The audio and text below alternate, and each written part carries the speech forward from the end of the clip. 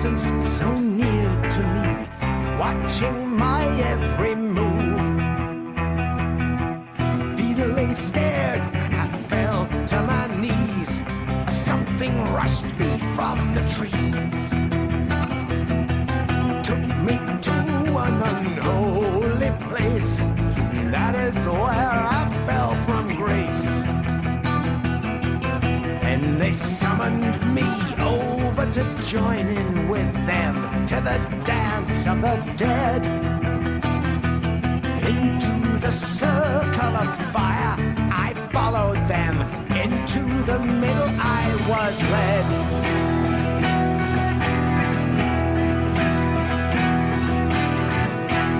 As if time had stopped still, I was numb with fear, but still I wanted to go.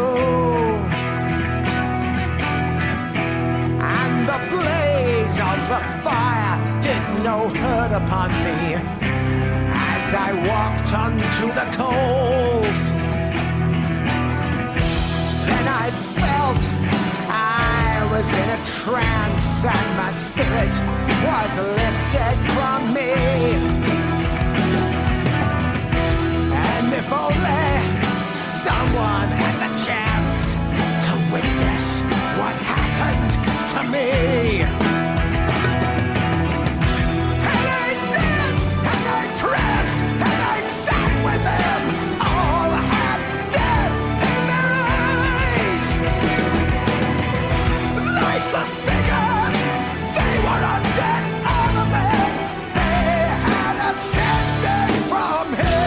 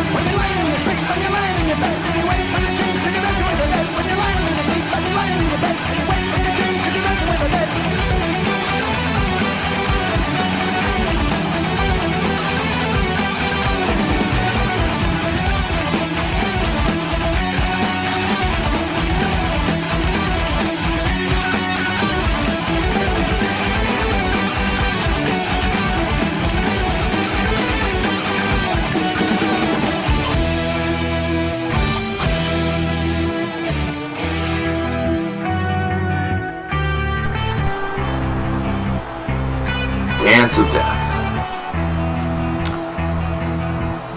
Probably one of the best songs from an album that's largely seen as an inferior follow-up to Brave New World. How's it going, everybody? Very few of you that are here. It is your boy, Sleepy Killer Nation, who just awoke from a 2-hour nap and has been kind of blah all day. Not sick related, if I'm being real. I have kind of been past that. If anything, it's probably from being sick. 'Cause holy crap, that was way too freaking long and way too freaking stupid. Like, holy shit. That was 10 days of retardation. That started directly after the bid war, that very weekend, and has covered through most of October, which is kind of a mirror image of how summer started for me. It's how July started for me. So maybe with every official changing of season, I need to watch out for 10-day crippling stupidity.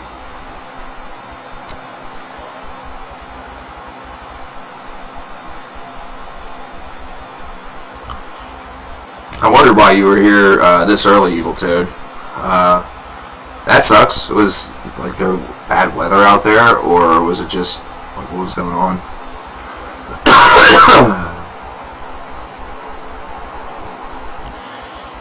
I do feel a little unkempt.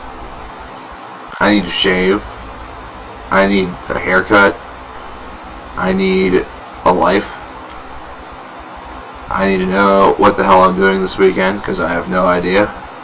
Everything that I thought was confirmed is now actually kind of more up in the air than anything else.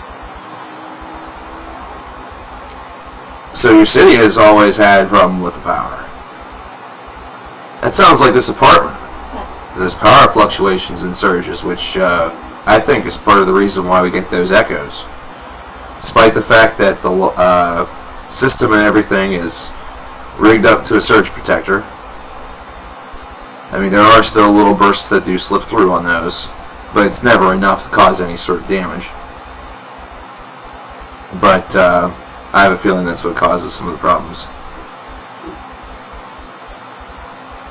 It will, however, be it'll be proven or disproven once we're out of here.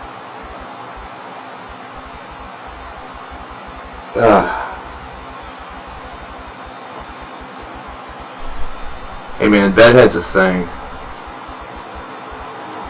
Especially whenever it's not totally all your bed. Like, holy crap. I had, I think, like 4 or 5 of the cats either on me or around me.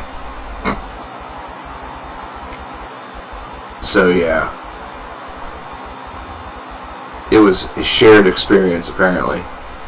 Without me even realizing. Man. How's everybody been doing today? How are you guys? How has your week been? How was your Thursday? We unfortunately did not have an opportunity to stream yesterday. Static, you look on your first performance. Why are you performing in a haunted building? Did you set this up, or did you learn this after the fact? Was it something where you were like, hey, I need my first performance to be in a haunted establishment? Or was that something where you signed on the bill and they're like, oh, by the way, this place is haunted, and you're just like, oh, cool, spoopy, sweet. My favorite. Haunted places. Make sure to do the Monster Mash.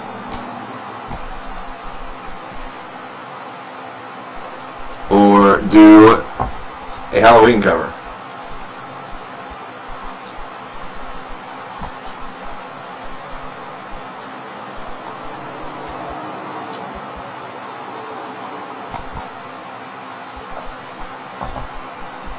Maybe you'll play this song, though I doubt it.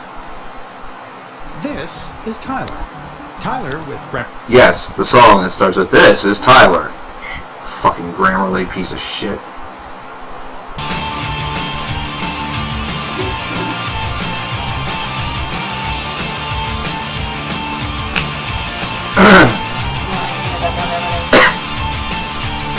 First British serial killer killed his victims in that very building 400 years ago.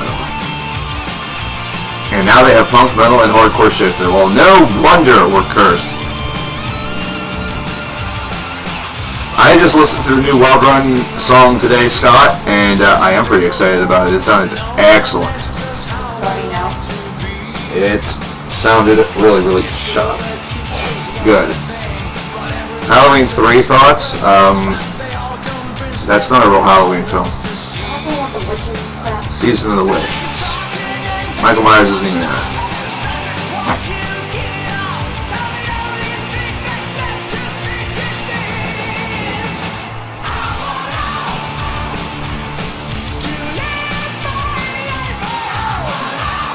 Yes, I know. It's not a Halloween song. It's a Halloween song. That makes it better because it has the word hell in it. It makes it evil.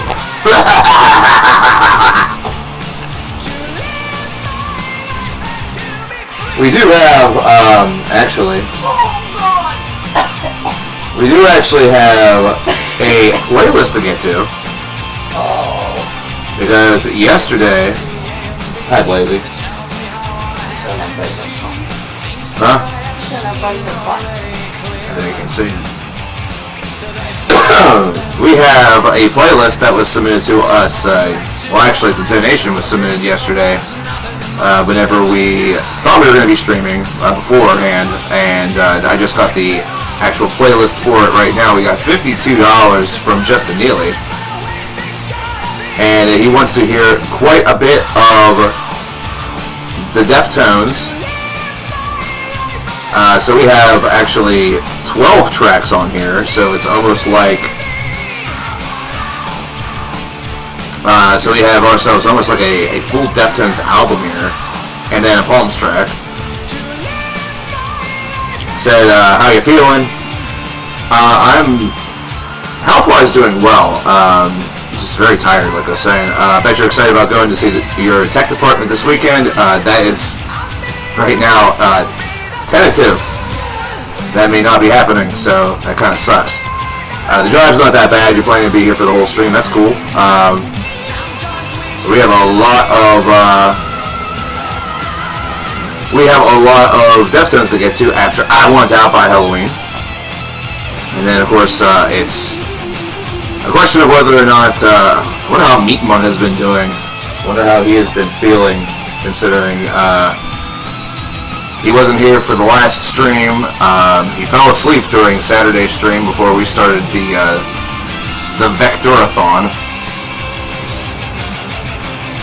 So we'll see what happens. I know he's been kind of really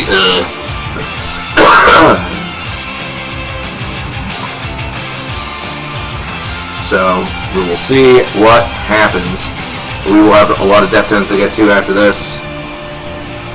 We're going to start with Fight Syria, and then Leda, and then going to Mascara, Crenshaw Porch, Author Rocks at You, going into Prince, Gauze, Xerxes, Bloody Cape, Engine Number 9, Passenger, and Phantom Bride. Some of the different songs you'll be hearing from the Deftones within the next hour. And the bonus track is Tropics by the band Palms, which of course is a side project. I remember what movie that Engine Number 9 was in. I feel like I should, but I don't off the top of my head. Brain be fuzzy at the moment. But I do remember Engine Number 9 was one of my favorite early Deftones songs, because that was right whenever I was starting to transition into really wanting to explore heavy metal, and that song was heavy as shit. That song was heavy as a heavy thing. So, yo, that was cool. I don't know if you guys can see the number that Blazy did on some of my posters back here. I guess she's helping me take them down. How Cornell did that? This is this morning. Oh.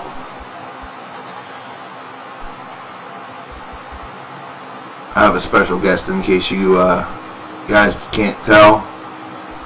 Miss DKN's off to my right, relaxing with Blaze on her lap. I have Pippin behind me. Well, excuse me, Mittens behind me. Pippin behind the camera. Ember in a monster box. Nemo in a monster box. Basically, everybody and their grandmother is in here. The only cats that are currently not present are Cornell and Christmas. Wow. So it's very crowded in here at the moment. Yeah, a really heavy thing.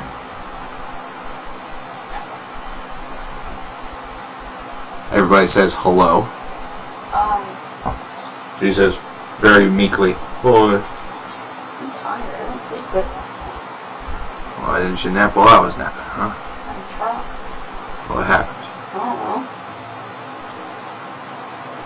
Well, that's... So if it's Syria from the Deftones, I probably am completely mispronouncing that, is going to start us off. 52 minutes of Deftones tunes coming at you over the course of the next 52 minutes. That's how, time works. Someone asked if I had seen Joker yet. I have not. I've heard great things, actually, that feel like they're actually legit and not based off of the fact that it's just, not just because it's a comic book film and, people are, in love with comic book films. I feel like that I feel like whenever people compliment DCU films, it's done so with legitimate praise as opposed to whenever it happens with the MCU. Would you agree? Would you disagree? But I've heard a lot of good things about Joker. That it's an actually, really well thought out and executed film. I'll type it in chat there, Waterblonk. Give me just a sec. Actually, I won't type it. I'm just gonna copy paste it. I'm being lazy today because I'm freaking.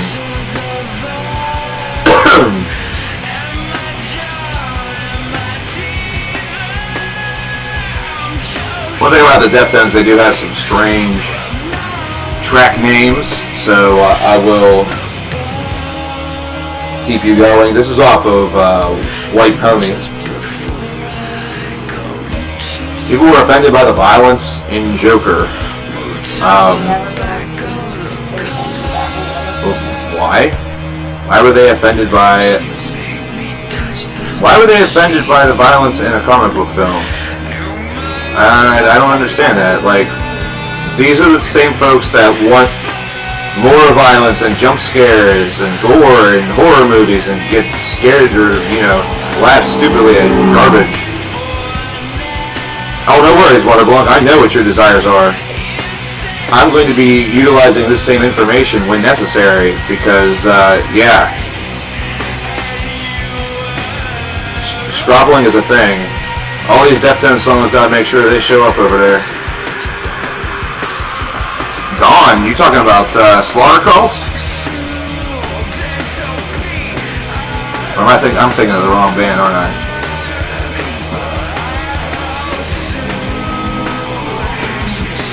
There are a lot of bands called Dawn, that's correct, but I'm going all the way back to the Stone Ages, 90s.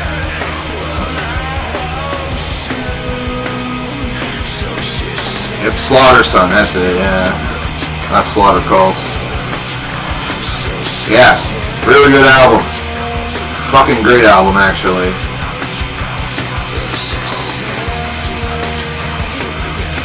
Yeah, I don't understand why folks are upset about violence in a freaking DC movie. Are those just some of the the MCU fanboys that, can handle superhero violence so long as it's PG? So long as it doesn't look like one of their favorites is actually hurt? Labia. Up next from the Deftones, this is from Around the Fur.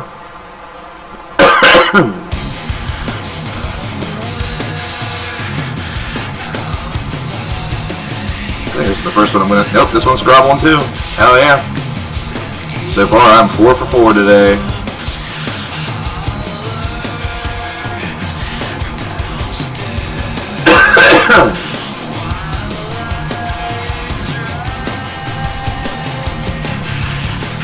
Marvel is a really interesting idea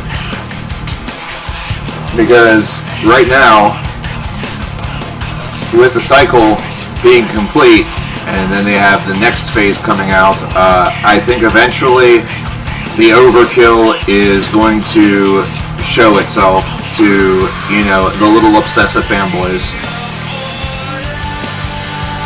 Minerva is not on the list, unfortunately.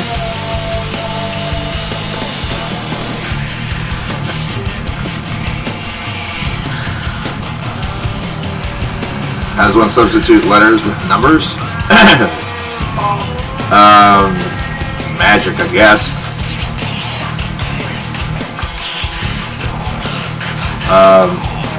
Let's see. 455 there. 455. I just wrote ass. Do you see it? Do you see it? I just wrote ass. It's 455. There's the 5 looks like an S. I'm clever. I'm clever. I'm funny.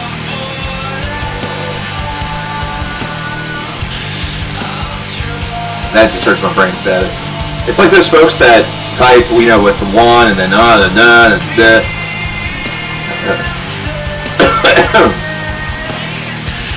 Like this, like that. Like that just hurts my brain even to do. Like just trying to do that, like I did that quickly, but my brain feels like it's like needing to reboot. Like it encountered a fatal error. Abort, retry, fail. Abort, retry, fail. Abort, retry, fail. You know? The next Machine Head song should be about the people who don't like Do or Die. Okay, so you want Rob Flynn to write a song about me? That's cool. He could do that. He could do that. He's challenging people to spit bars on Instagram now. Because apparently, you know, I guess he doesn't believe that people like his rhyming on Do or Die enough or something. I don't know. I listened to the new Fen track. I have. I'm stoked. Still has the potential for the whole album to be a letdown. I really liked Winter though. I went back and listened to that last week and I forgot how much I kind of appreciated that album. You know. Last FM name is Lightbulb Sun. Lightbulb Sun is currently in chat. Under the uwu. Under the uwu. Uwu. And above the owl? Or the ovo? We're just gonna call it ovo.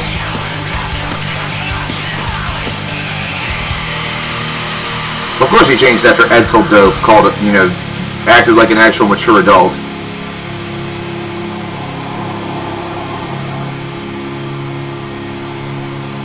The worst part about that is the fact that basically Flynn got away with it. You know, he's gotten away with the rampages. He's not getting called out by anybody particular. Like, I didn't see anything from anybody else, probably because they did the wise thing and just ignored it.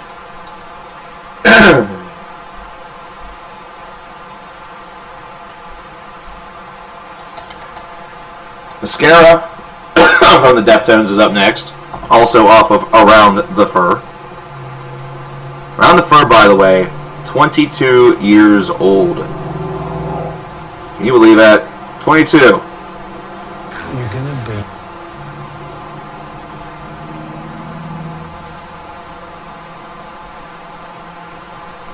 We are also, in fact, streaming on the 20-year anniversary of the release of Still Life.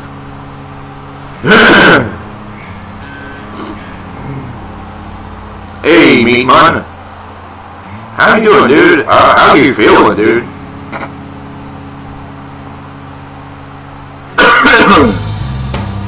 Ugh.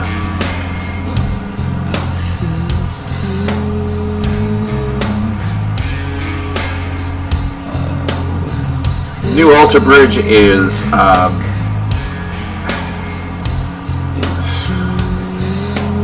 it's frustrating. It's a frustrating album. Oh, you're well enough to smoke? Hey, that's at least a step in the right direction, Meatman. You got it really bad in that case. You got it like way worse than I did. Probably where you work, those, some of those locations and regions didn't exactly help. The new Alter Bridge album is, Lurch Murphy and I talked about this yesterday. It's frustrating. It's a frustrating album. Because we know, and you guys probably all know, what Alter Bridge is capable of with their first couple of albums. Seems like this takes more after The Last Hero, which was just kind of an album, than, say, their priors. So it's kind of just, it's there. It exists. It's, it feels like it has some commercial desires, or, the label wanted an album that was a little more radio friendly. But, yeah. Kind of like, I always say that every band gets one. Well, this is their second. So, now it goes from being an outlier to a potential trend. Oh my gosh, one of your aluminum furnaces caught fire and leaked. Ugh. That sounds awful. That sounds terrible. That review, is there anybody out there? No. I didn't. I did not. I let that alone.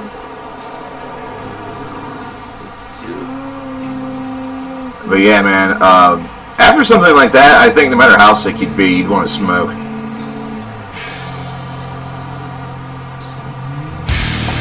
I think that you would just want to do that, even if you were even if the doctors told you one cigarette may literally kill you. After experiencing an aluminum furnace leak, I think you'd just be like, you know what? I'm willing to take the chance.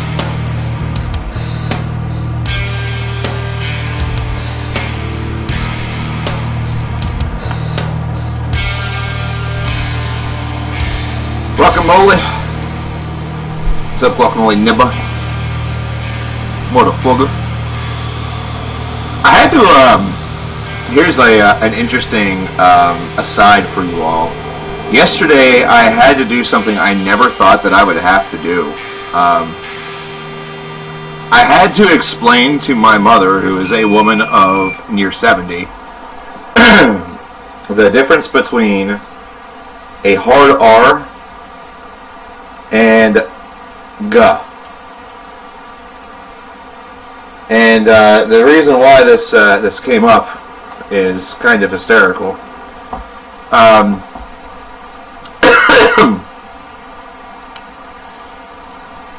went over there and I had some other things that I had to do aside from it, but I went over there mostly because I needed to get some water for here in the apartment. It's actually a little loud.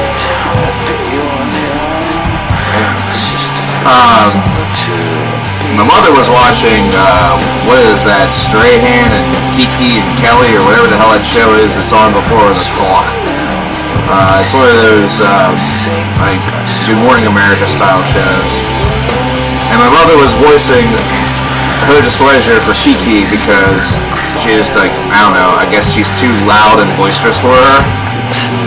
Personally, to me, she just seems like one of those hosts that everybody loves because she's got all this energy, and it's like, oh my god, that's so me. But, in reality, it's just a little much. So she was talking to me about how Kiki had made this statement about only black people should say the N-word. And her argument was, nobody should want to, because that's not a very endearing term. So I just sit there and explain to my mother, well, that's if it's the hard R. You don't drop the hard R. You never do the hard R. And really, as a white person, you don't do the G either. But in her mind, probably the G is okay. Now, this is Deftones. This right here is Crenshaw Punch and slash I Will Throw Rocks at You. This is off of B-Sides and Rarities. So yeah, I had to explain something like that to my mom, which I never thought I'd have to do. You know, that's one thing I never thought I would have to do. It was honestly kind of amusing to go about it. Oh, jeez. I feel hard, I feel real bad for that tender, considering he had to be that close to it. I mean, I'm sure he's in full equipment, full gear, but even still, that is a dangerous task right there. Good, easy way to get yourself burnt up.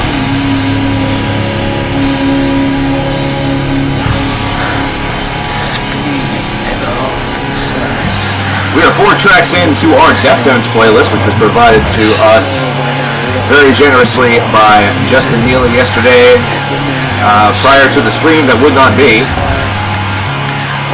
The title of the song is Crenshaw Punch slash I'll Throw Rocks at You by Deftones.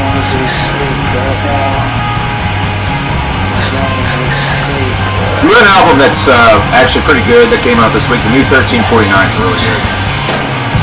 I approached that album thinking that it would just be okay, It's 1349, I've seen them live, they're very good live, and their old stuff is really classic. But I sort of approached this album thinking, just make something that's, passable. Make something that is, tolerable, acceptable. They went above and beyond, I liked it. I thought it was good. I thought it was very good.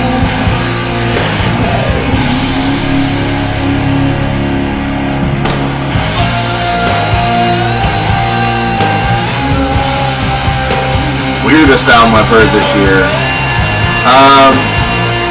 It's a great question. I actually have no idea.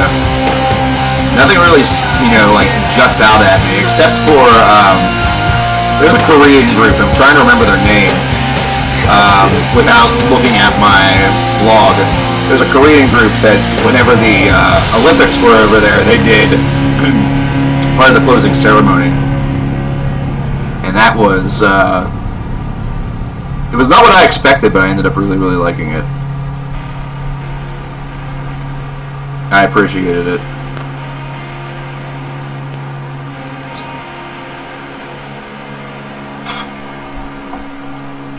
Little fly in here that my fly patrol has apparently missed. Fly patrol, aka kittens that aren't kittens anymore. I'm trying to remember the name of that band without looking. I want to say it's like Jambone. Prince by the Deftones is up next. This is getting a little bit closer. We're getting to Diamond Eyes. Getting a little closer to the current. We've been mostly spinning around some of the elden days of the band, and we will be going back, actually. Wildrun is a very good band. I'm excited to hear what they're able to accomplish with that album. It's coming very quickly. In fact, the next couple of weeks are pretty absurd. The next couple of weeks are pretty absurd if you look at things that are slated to come out. It is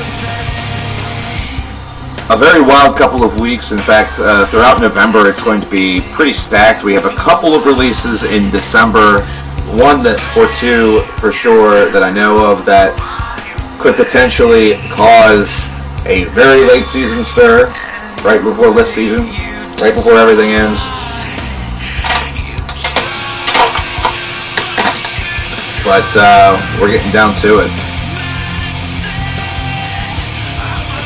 The latter part of this year is looking great. Hey! Blaze!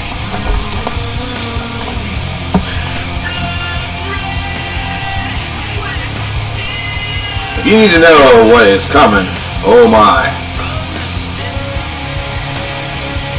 Utilize your tools. I will help you. I will aid you. Upcoming releases. I'm just going to use some cliff notes on this.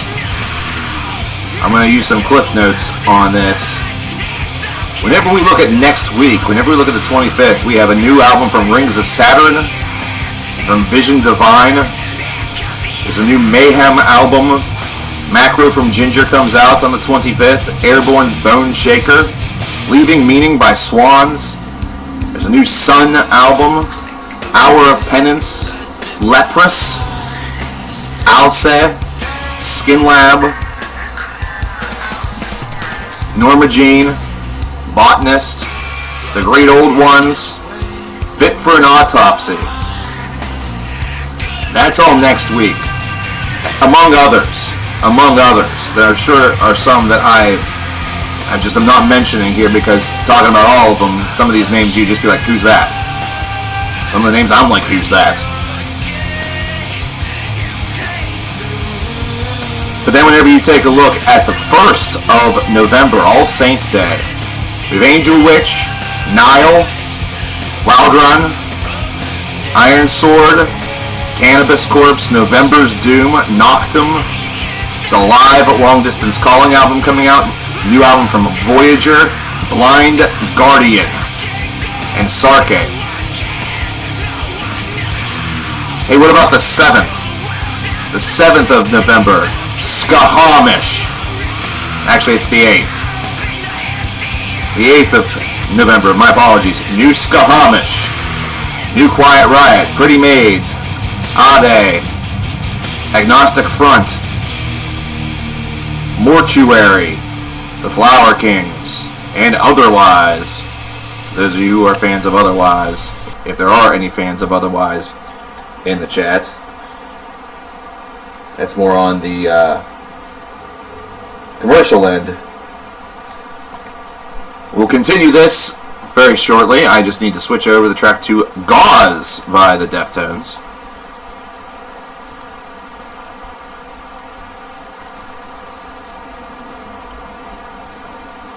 I was able to get to that ad before I win. Gauze is off of Koino Yokon.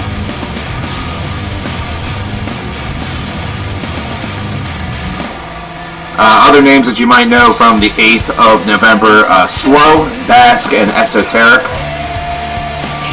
We get into the 15th of November. We have a new one from Lionheart, Despised Icon, Abigail Williams, Ragnarok, Hanging Garden, and we'll just toss one more name out there. We'll toss out The Death Trip. Oh, those highs are just addicting.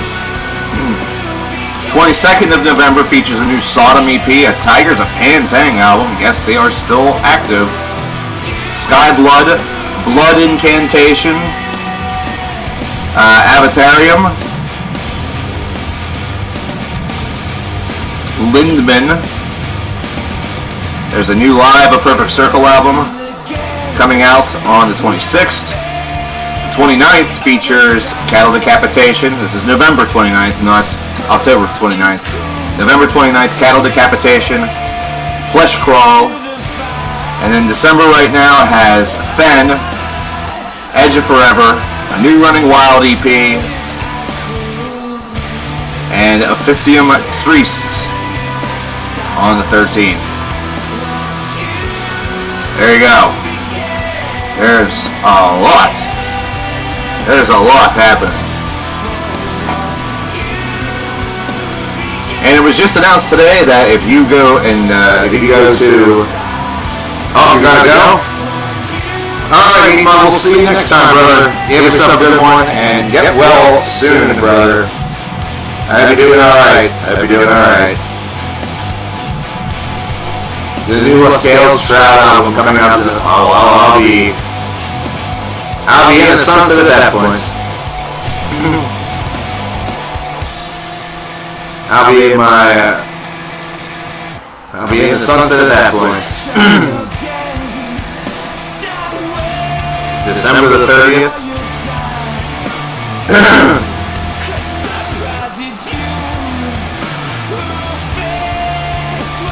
I did do December of 2019. That was just those handfuls. December usually doesn't have too many. Echo again? Fucking hell, man. That is. Remember the time when we were finishing up the bid war, and there's basically that whole week there was never an echo. I still have no idea how that happened. I still have no idea how that happened. Yeah, we back. I feel like that happens whenever I'm really close to the camera there. Excuse me. New Heavyosaurus if you are a toddler or have toddlers. Yes, that is the album that I need. Me, a literal baby. Hey, that was fun to listen to though, whenever you recommended that. Okay, I mean, let's be real. Let's be real. Whenever you donated for that, Maru, we had a blast. Is that not true? Come now.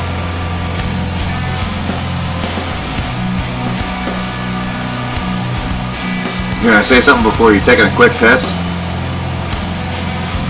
It sounds like one of those declarations in a bar. Before I go, I just want to say, you're all a bunch of fucking wankers. Hardcore dancing is good and fun and awesome.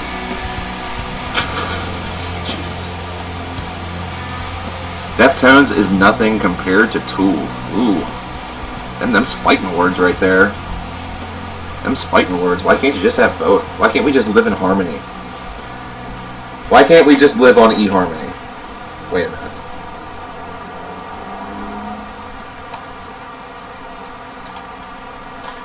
Xerxes. Coming up next. This one taking us back to Saturday Night Wrist. An album that is admittedly gotten some very mixed opinions from Deftones, if we're really discussing their entire career in one playlist, which it does appear like we're doing.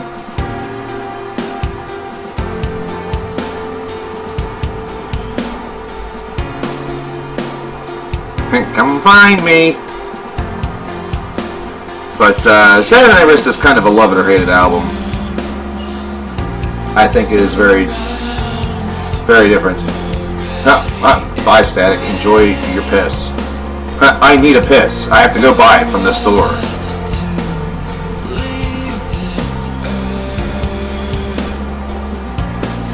I think Saturday Night Wrist is one of those albums that we didn't need at the time, but as time has progressed, it's become a little bit more, the reception has gone from to lukewarm to good. I think a lot of the folks that still dislike Saturday Night Wrist probably haven't listened to it in a long time. There's a lot of passion in those songs. There's a lot of, listen to this. Listen to the atmosphere that this track emits.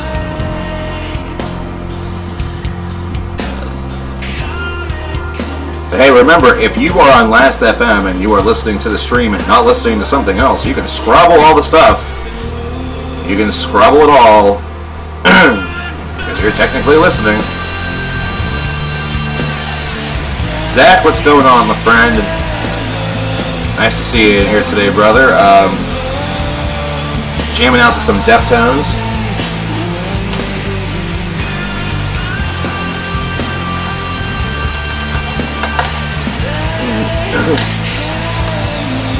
Guess I picked a bad day to come back, considering Meatman is going out and doing the drinking thing. Wise man, wise man.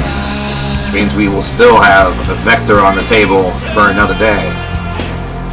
We have to move on, though. I mean, that's the thing. We have to move on. We're still going to play the Vector stuff, but eventually we need to get back to normal. Well, I think we kind of already have gotten back to normal, considering this playlist here is based off of a big donation, $52. Thank you, Justin, by the way. Everyone say hello to Justin, who has been gracious enough to get us this Deftones Palooza going.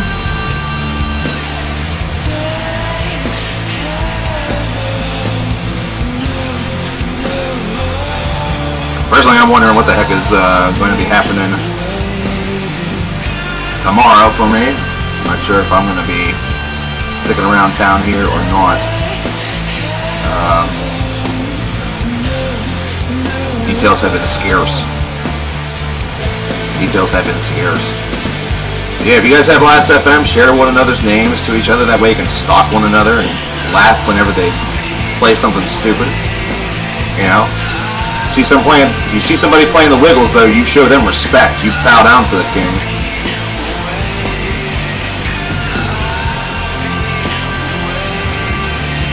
But if they're playing Meghan Trainor, you throw rocks at them. And if they tell you, hey, my sister was on the computer, they don't have a sister. Except the one that they imagine that they have whenever they're pulling on their tallywhacker. Yeah.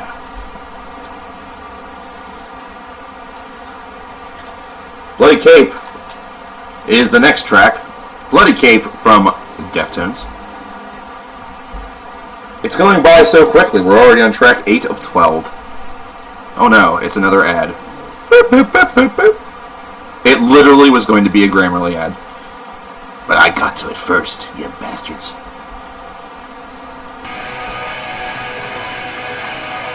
I got to it first, motherfucker. Water Blanc.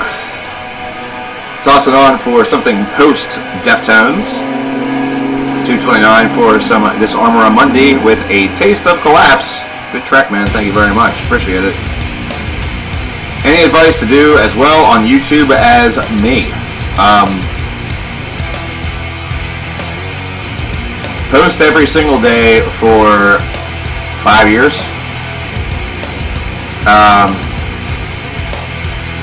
Go back in time to 2011 where publications might still post reviews or post absurdities from reviews, like what happened with me with Morbid Angel.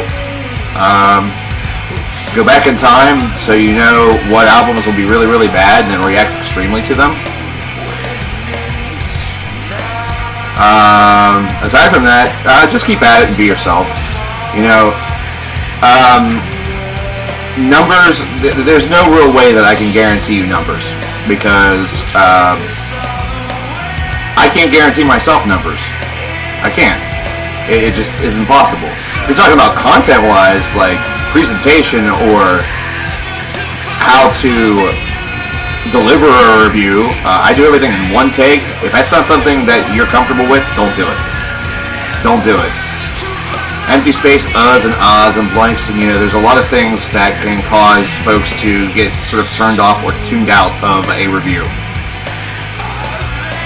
So if you notice that you are taking a lot of time to think, then it's best to cut. This is advice, by the way, that I would give myself, and I would never take because I'm stupid. And also,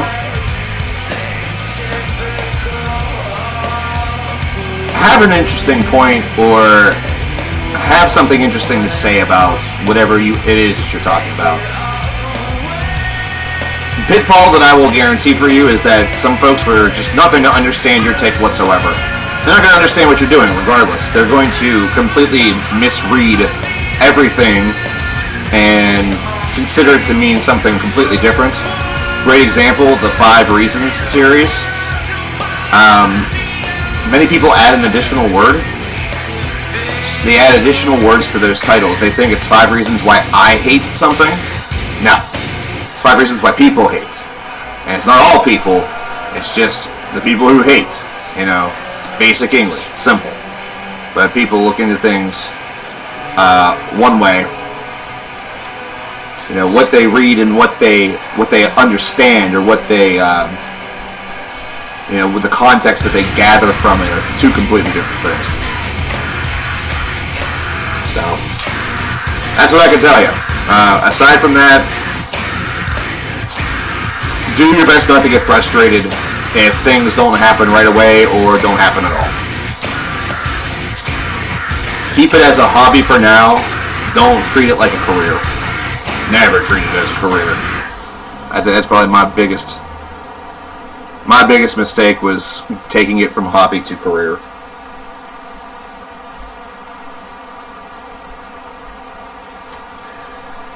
One of my favorite Deftones tracks. Oh man, this is going to take me way back. I still don't know what movie this was in. I feel like I should. I feel like I've seen the movie and pointed it out to a group of people. Like, there was a group of people, and I pointed that out. And it was Deftones Engine Number 9, and they were like, oh, really? Like, they didn't know.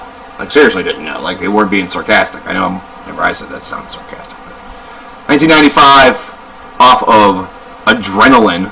We're going way back, folks. So let's go way back, folks.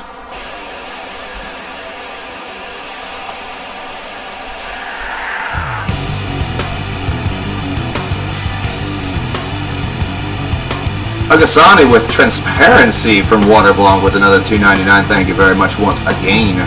So we will have a pair of tracks after our Deftonapalooza concludes us. What's up, Coverkiller? Greetings from Argentina. See, already we got better bars than Rob Flynn and Machine Gun. M. Kurosawa, how you doing? How you doing, man? Greetings from my little slice of hell in the US of A. PA. Hey, hey.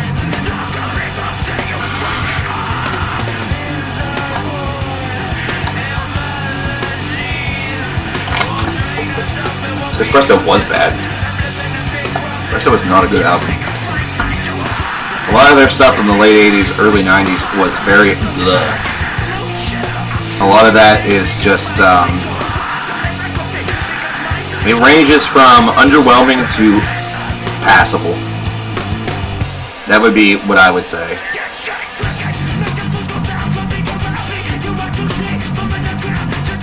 Static, I think, drank a full, and he drank a whole reservoir. So listen, whenever you do that, it takes time. It takes time to bleed the lizard after you drink a reservoir.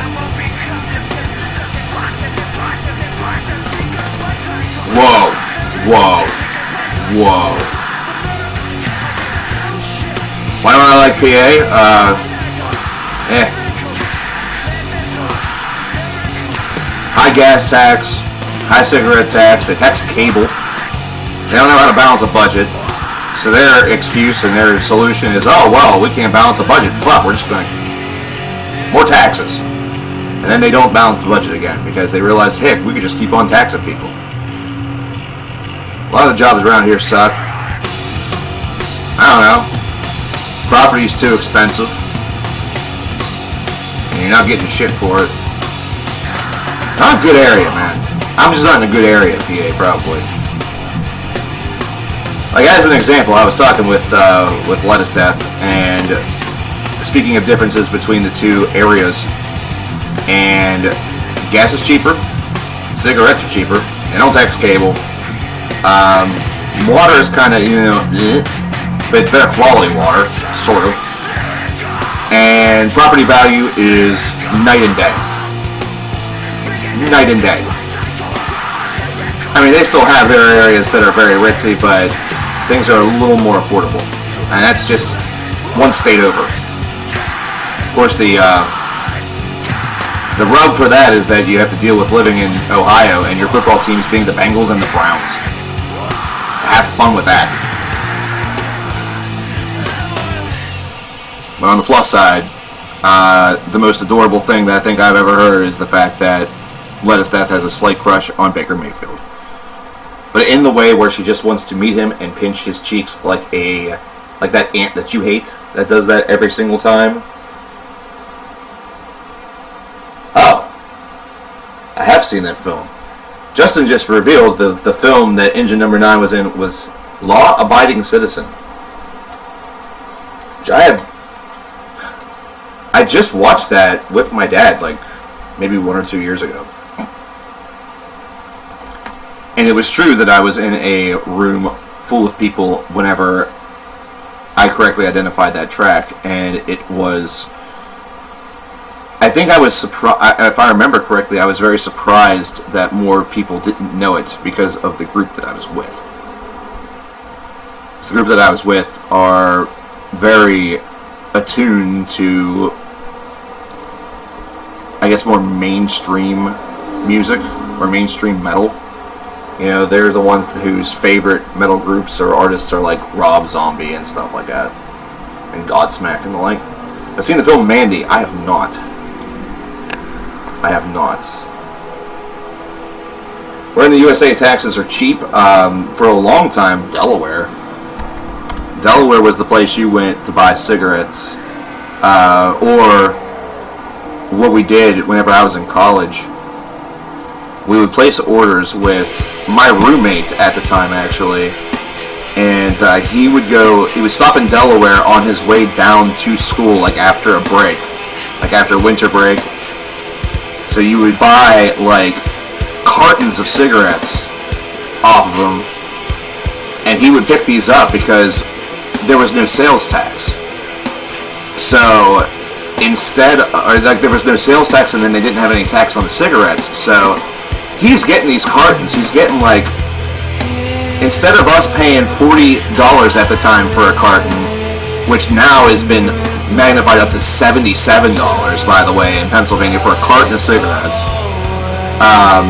He's paying like $15, $20 per carton. So he would go in, he would blow like $500 for all these people, like in our circle, and he would just distribute them. We would give him the money, and we would be. In my case, I was pretty much set for the entire semester because I didn't smoke very much whenever I was in college. I was mostly a smoke when I drink type guy. I would smoke the occasional like joint or bowl. It's actually amazing that, considering some of the people I smoked weed with in college, that I didn't get sick more often. No, I haven't seen Joker yet. See you later, Sebastian.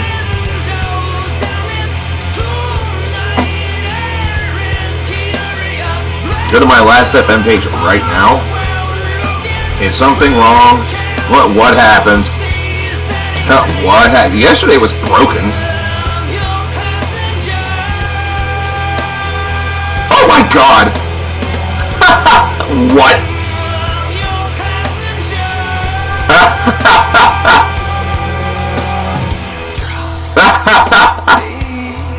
That'll disappear.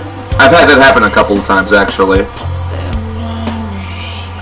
I have had that happen a couple of times. Oh, and I have to fix that. I can't fix that one. Ugh. I'll have to delete that one and switch it. Oh, well. Ain't fun unless you have to work for it, huh? Ain't that right?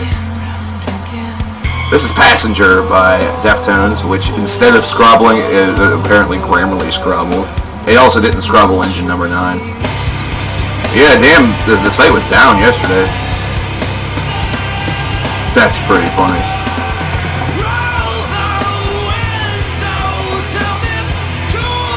Heard Idaho is good? I wouldn't go to Idaho. Too much cold.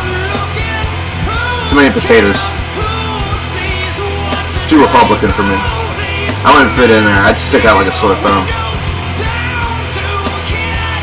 I don't listen to enough yeehaw, fuck your brother music.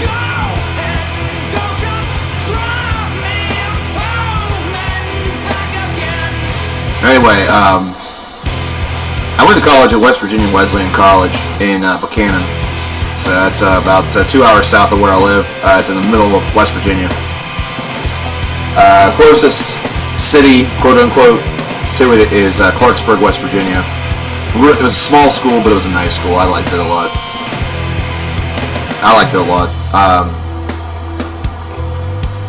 Small class size has always been not so much important to me, but it was always something I really enjoyed because you got to know your teachers.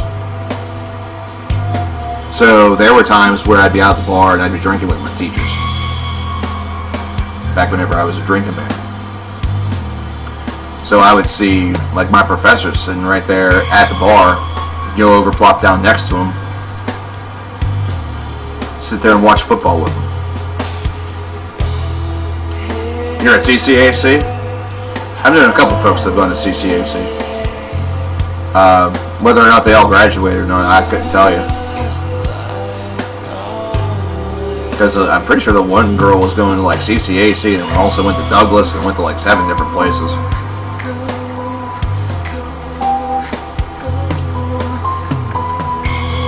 And then my best friend was going to WCCC.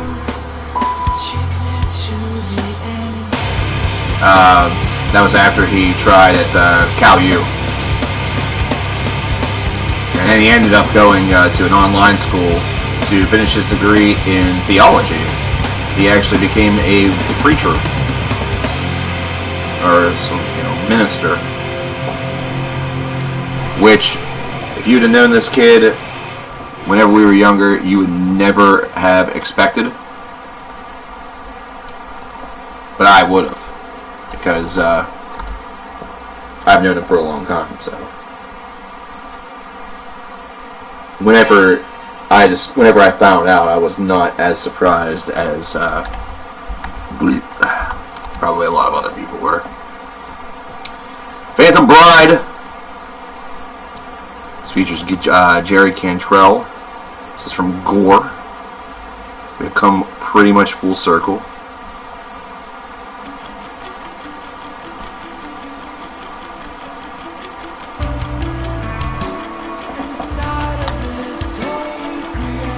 What's going on, Evil Toad?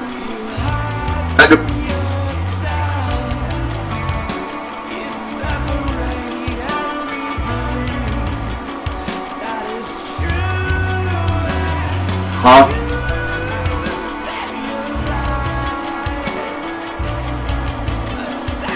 This is a typo, isn't it?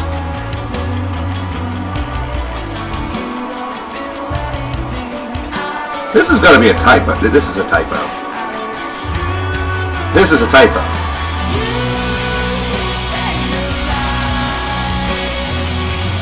Okay, wow. Okay.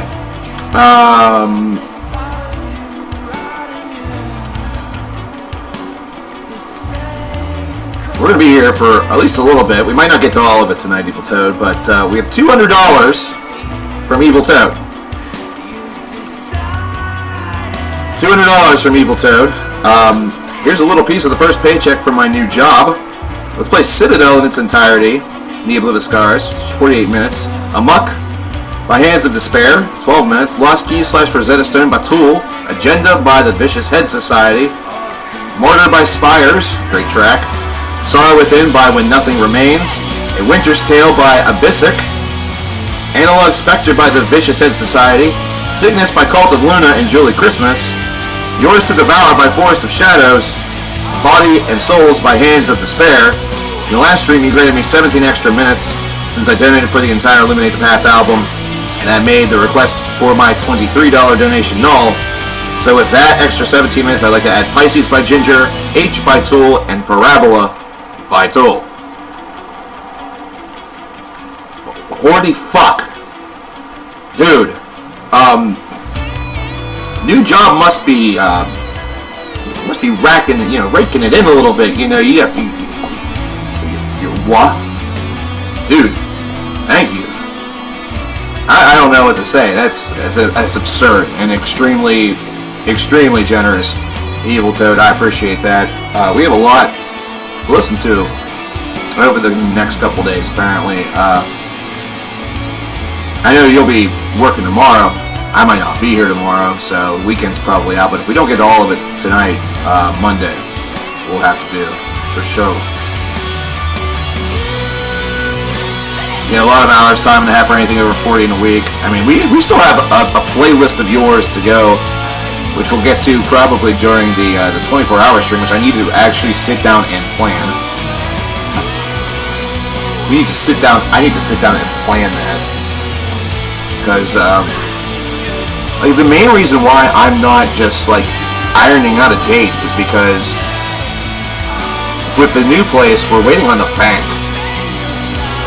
Because once that gets closed, once the bank closes on the deal, then we could probably start going about the moving process. So we're kind of in a delay limbo right now. It's kind of uncomfortable, but it is what it is, can't help it.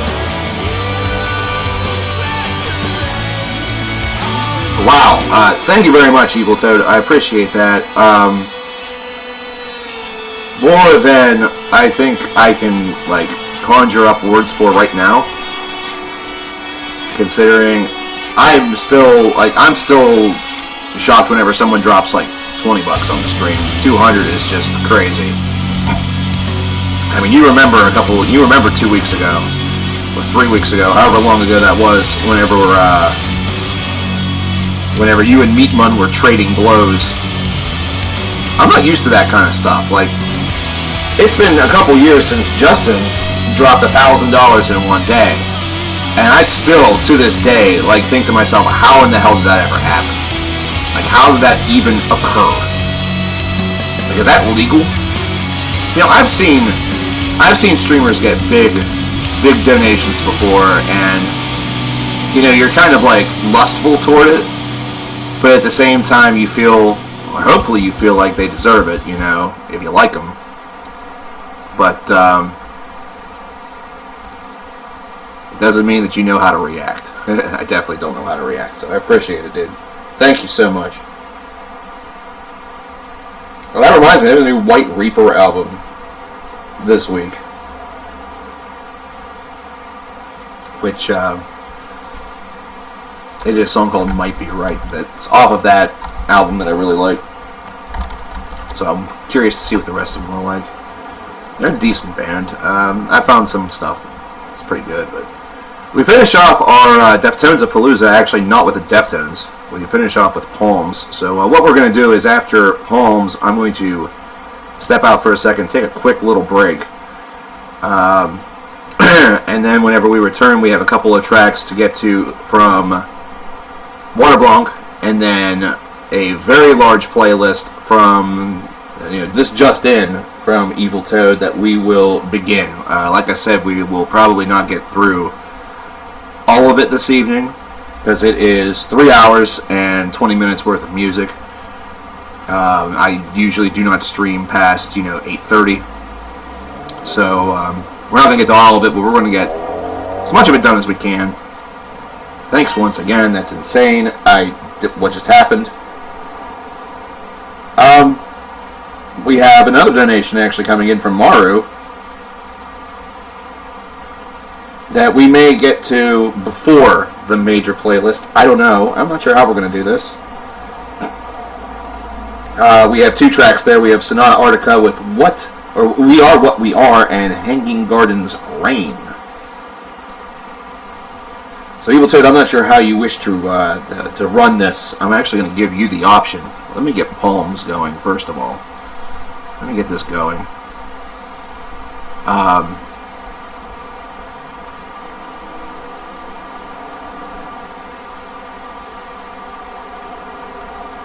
Meatmun all good. Meatmun is going to the bar.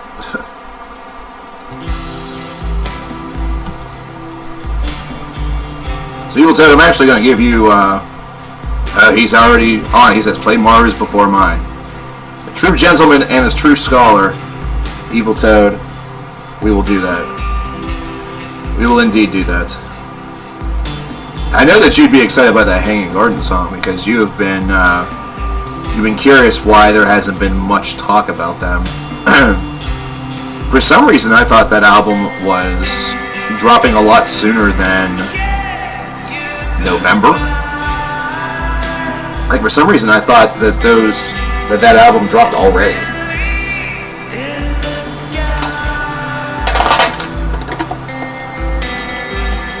But apparently, I'm a silly bitch.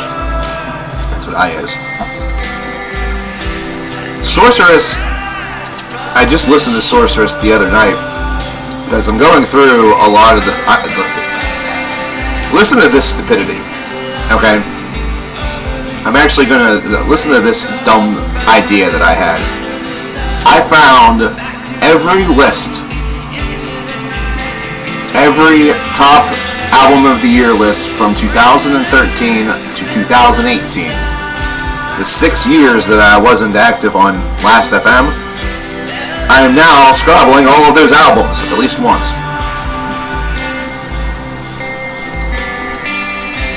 So, that's 280 some albums. I'm working on it, Water Bunky. There you go, right there. Tropics from Palms.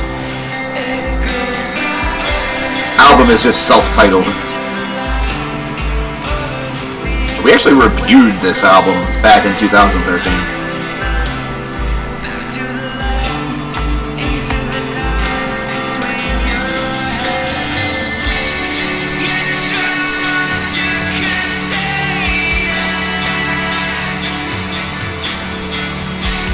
Yeah, I had somebody who had to ask me what my scoring system was on. I guess he must have thought that I was giving like 20, like out of 100s, whenever they were watching the Baby Metal review.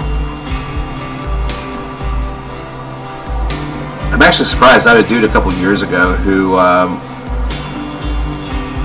wanted to do a translation of Metal Resistance, and actually did. That's why that video is actually available in 2 different formats. Surprised I didn't hear from him. Surprised I didn't hear from him. He did the same for Metal Galaxy, but probably is doing other things.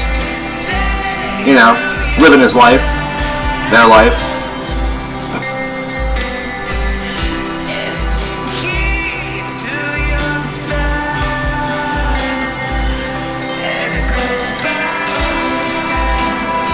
Oh, so we're so used to using that as a scoring construct, we're forgetting that 50-50, that is how you stylize it to mean that something is like half.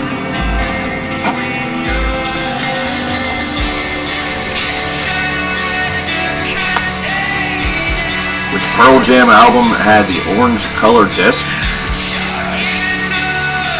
That's random. Binaural? Maybe? I don't know.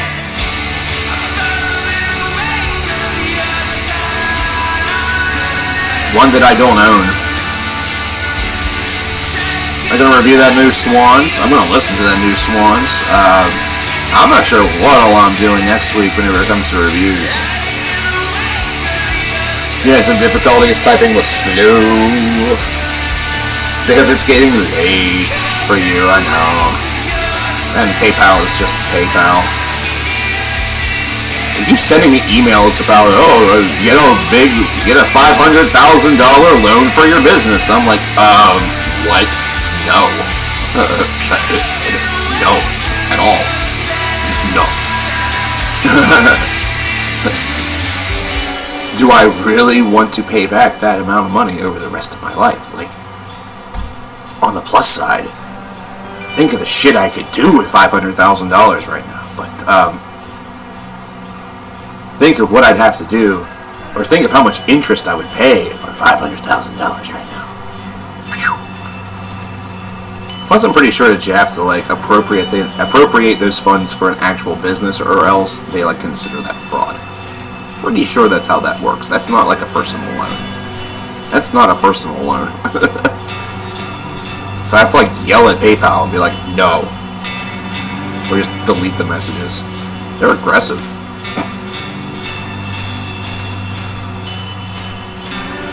What would I need for a business with this business? It's $500,000. Anyway. Since we've had a couple of people discuss it.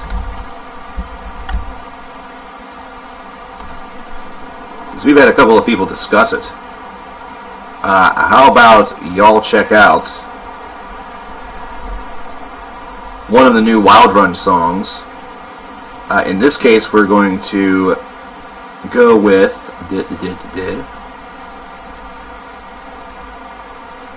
let's go with the Tyranny of Imagination.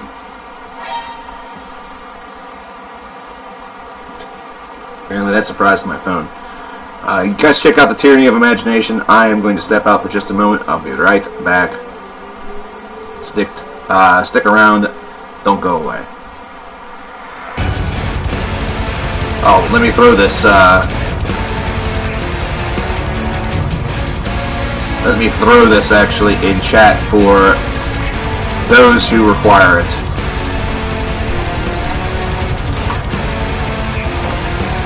Burb. Oh, my bones hurt.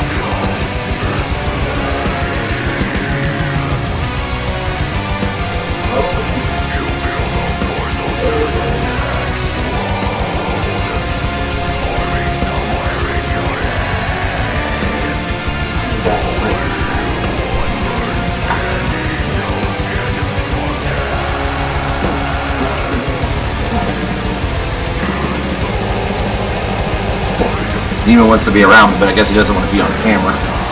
Is that a cat? Yep, that's Mittens in the background, as you see back there.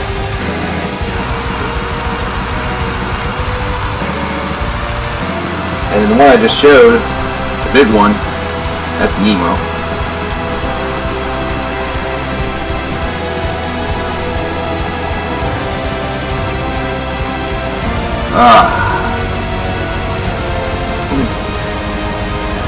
Mittens is behind me. Hey, Pursued Mist.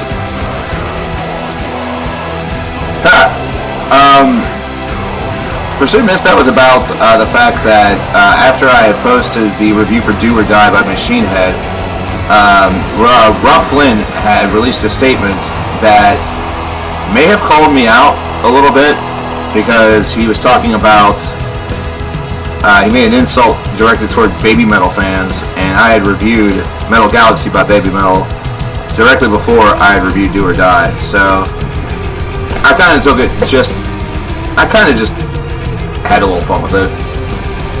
I don't think he actually called me out.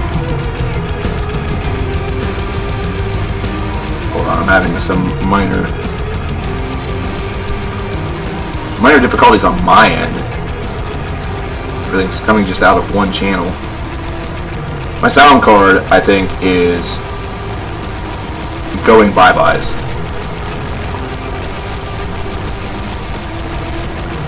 To the point where I have to have my headphones contorted in a certain position for it to actually play in both channels of my headphones.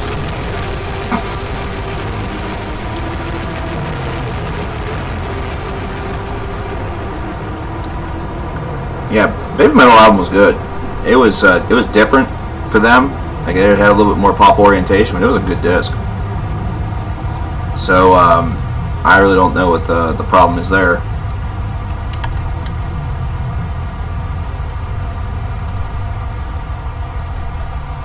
Taste the Collapse by Armin Mundi coming up next. Disarmor Mundi.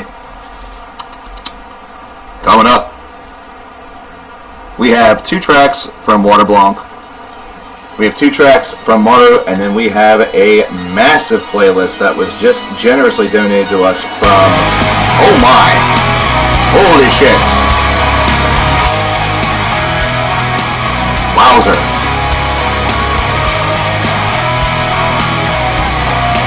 Ear check.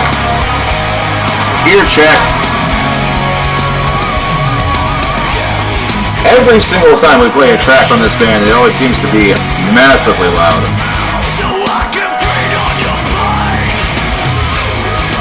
Versus. Justin confirming that the Orange album that Mike was talking about was indeed Versus. Yeah, rip headphones. Yo, damn. Volume check for all y'all. We're keeping it. We're keeping it like this, because I know the next track it probably won't be this loud. Loudness wars be damned. But yeah, we have a massive, massive playlist. Long tracks too. These are no shorties. These are no shorties.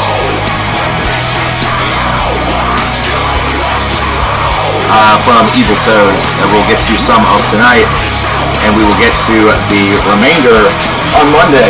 Monday is the tentative date to the next stream. I'll have to see what else I have going on Monday to ensure that that is a proper date. However, for right now, I'm going to plot and plan for Monday. Next week might be a little different. We may stream Monday and Wednesday, and then the remainder of the week may be dedicated to video creation, since we do have a major week coming up. So we're going to, yeah, we're going to see, I'm going to probably focus more on that. If I happen to get things, if I have a very productive Thursday, we may stream Friday. We may, but we will see. Song is a little loud. Yeah, I know. It's based off of their mix. We're keeping it like this. Lower your volume for a couple of moments. We'll be back to normal shortly.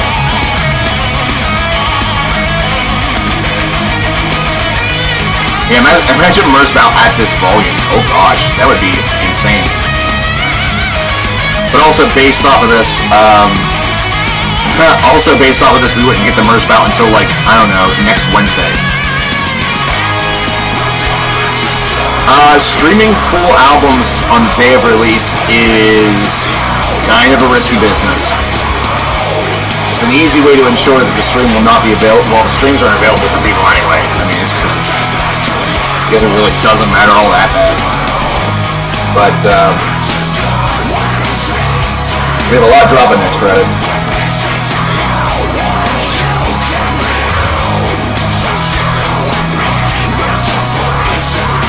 Astros and Nationals in the world, is that confirmed? Or is that a prediction, John? Because I thought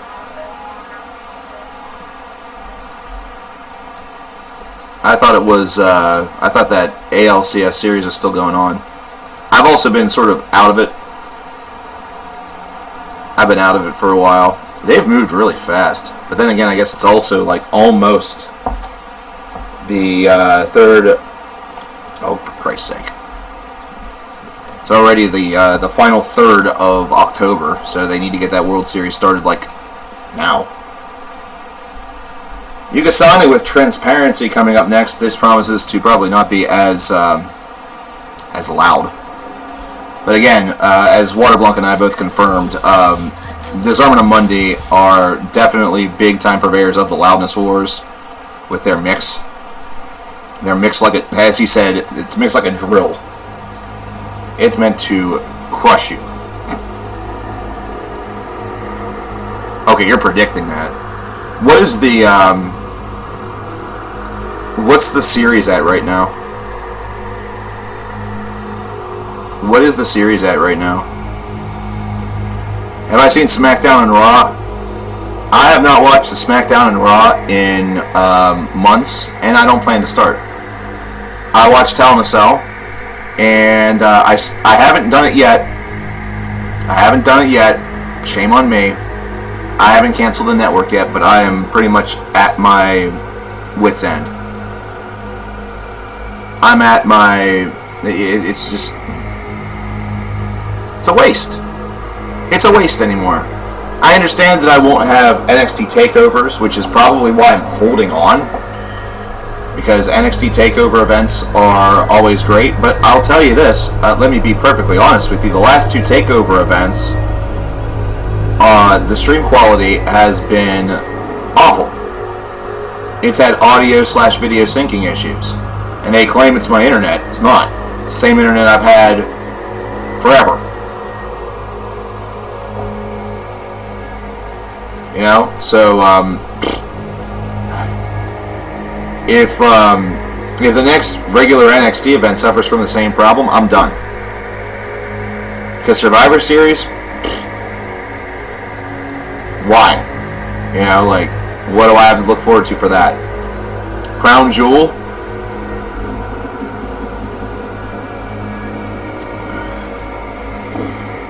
Oh my gosh, I've been watching NWA Power. It's been pretty cool.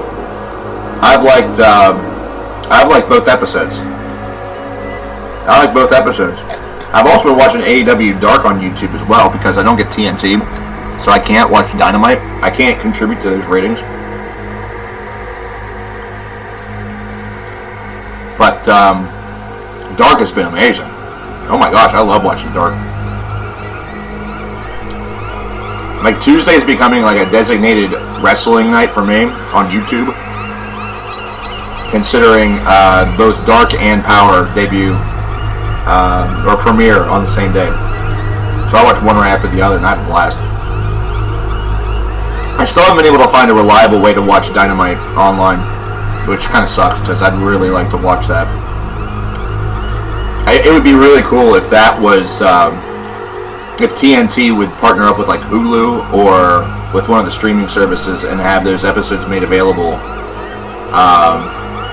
after they air. I would enjoy to watch that.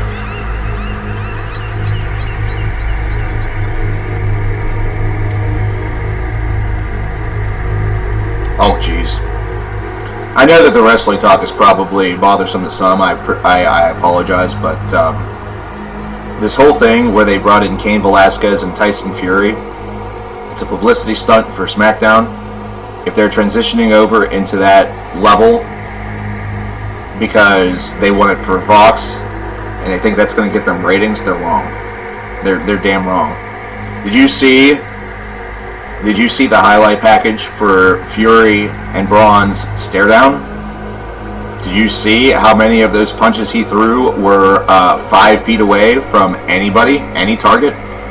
And those workers were expected to sell? Oh, dude, yes.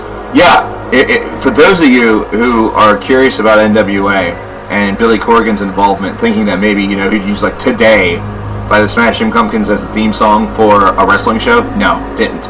Used Dawkins. Like, literally, this is a love letter to the 1980s, and it's pretty fucking fantastic. Yes, Water Blanc, how can I help you?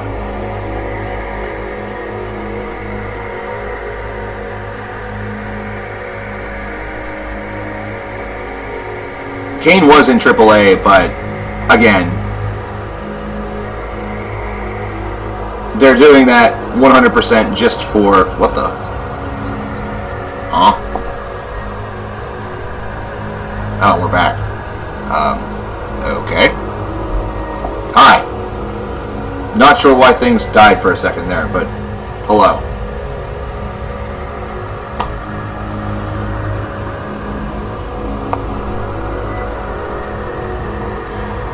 Oh, the question mark was unnecessary. I see what you're saying now. Okay, my apologies. Sometimes having the name Mark can be confusing. Dude, I'll tell you what I haven't been watching like I used to. And it's a shame because I was liking their product for the first half of 2019 is Ring of Honor. I think that company is in some trouble. And it's not just because of the AEW stuff. I mean, that has hurt them viewer-wise. That has hurt them viewer-wise. They have great talent there. But they also have... They what got exposed by the whole AEW stuff with Ring of Honor is how many of those fans were fair weather. That were simply there because of the Bucks, because of Bullet Club's involvement. Those that maybe jumped over whenever they found out that Bullet Club was in the company. They had representation there. If you want to see fair weather fan base, there you go. And that's a shame because Ring of Honor is a company that does things right.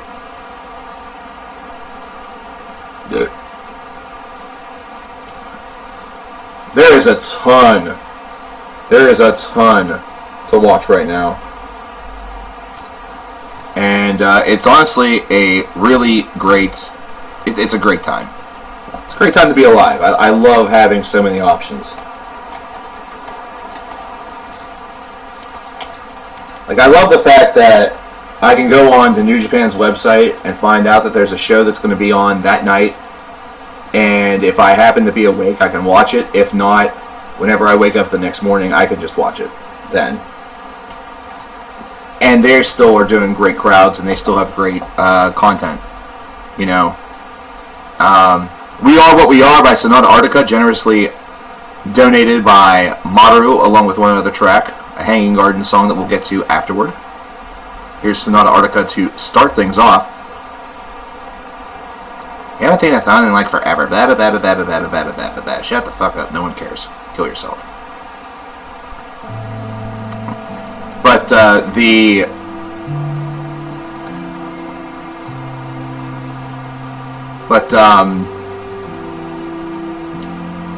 matchup between Minoru Suzuki and Jushin Thunder Liger at King of Pro Wrestling, the ending of that was amazing. It was incredible. I love it. I think that was really... It was unexpected.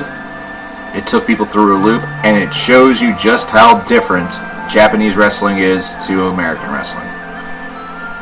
My favorite typo is probably "Life is Killing Me." Like, I really, really liked that disc. I played that disc a lot, and played it a ton whenever it was it first came out. I dated somebody from California back in the early 2000s. We're talking like 2003, and I had a journal that I was using to chronicle going out there to visit her, and then like stuff that was going on at school and stuff. And at one point, I was convinced that I was going to get LIKM tattooed on my fingers, because I don't know, I was really, really retarded as a 19-year-old. But really, really love that album. That album's great. Honorable mentions certainly go to the classics, you know, your Bloody Kisses and October Rust. I mean, they just had a great run. They had a terrific run. So it's a shame that it ended early with Peter's death. But what we have is certainly a discography that is sterling. It's one that doesn't have any holes in it.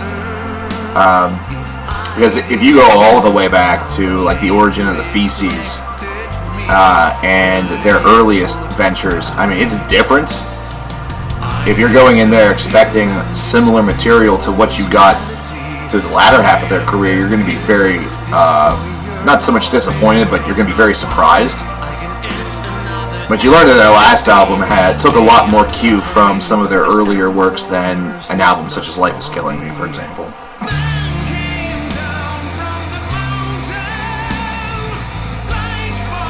Yeah, that's Waterblock. That's a great way to describe the album. It's a very addicting disc. It's pleasing to listen to. It's one that has a little bit of fun that's wrapped into their typical antics. It's almost like, for an album called Life is Killing Me, it almost feels very positive, like very upbeat. Almost like that was meant to be the joke. There was a lot of more aggressive tempo on there, or at least quicker tempo. Some of the songs just sound like Pete is just reciting really intellectual comedy, or just inventing strange math equations, like what was in the second verse of if you don't kill me, I'm going to have to kill you. Give me that. Which, by the way, may be my favorite typo song of all time, because I play that song like it's my job. Yeah, he had an aneurysm. That was a tough death to accept. That's a tough death to accept, considering, you know, if somebody dies of like a natural cause, or like a heart attack or something like that, it sucks because it's sudden. Especially if you don't know them to have any sort of health problems, but an aneurysm is one that can strike anybody at any time. And it can be deadly, but it also, you know, if you're fortunate, you can be saved from it. You can come back from an aneurysm, but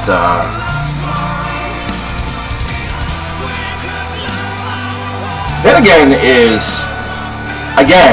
it's an album that feels like it takes a lot of cues from some of their older material while still combining their newer charm.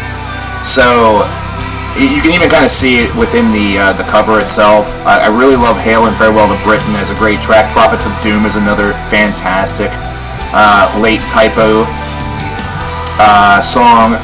It's an album that, after experiencing October Rust and Life is Killing Me, it feels a little strange. You know, like it feels like they were really going back to their roots one final time, almost as though Peter himself knew that his time was short and he wanted to make one final album in the style that he wanted. Again, it's a fun album, but it does possess a lot of those early typo characteristics. Good disc. At times, though, it feels like it doesn't carry the same element of memory as A Life is Killing Me, which is a very addictive album. I don't think that Dead Again is as addictive of a disc. But It's still a really smooth listen. It's still a really good listen.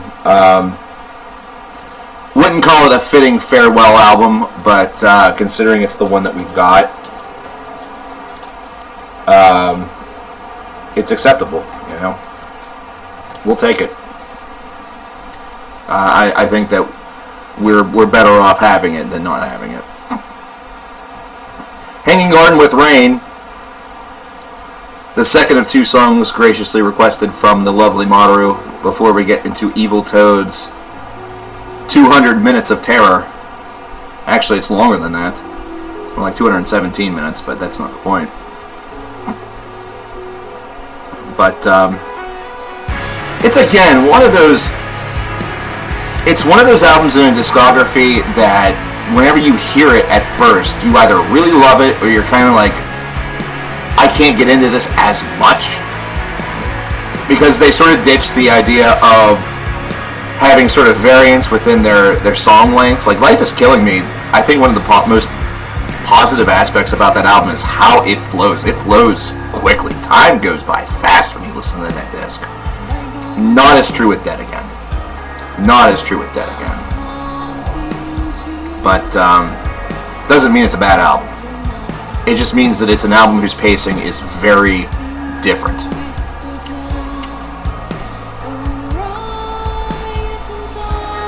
I'll be getting questions about why I didn't review that album until I'm dead, by the way, you know, or until YouTube dies. If I outlive YouTube, then I will get questions about that until I'm dead, or until it's dead. And if YouTube outlives me, I'll get questions about it until I die.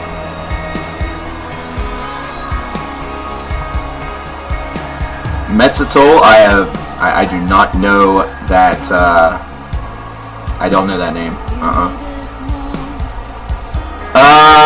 Dead Again being their longest might be true. Their earliest albums are quite lengthy also. So I can't confirm or deny that. OA. It is a long album though.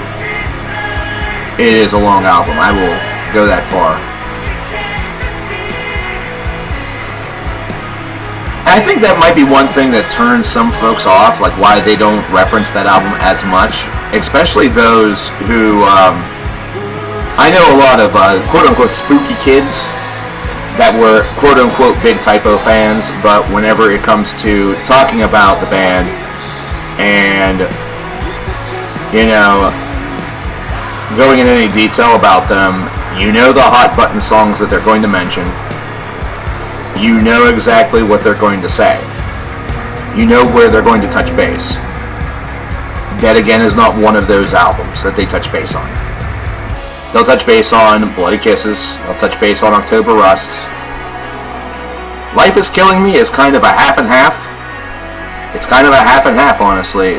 They more so touch base on the Christian Woman's Black #1, and all the songs that make them feel like the ultimate goth girl, you know. So, once again,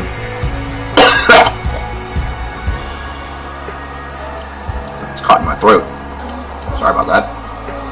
Hold on.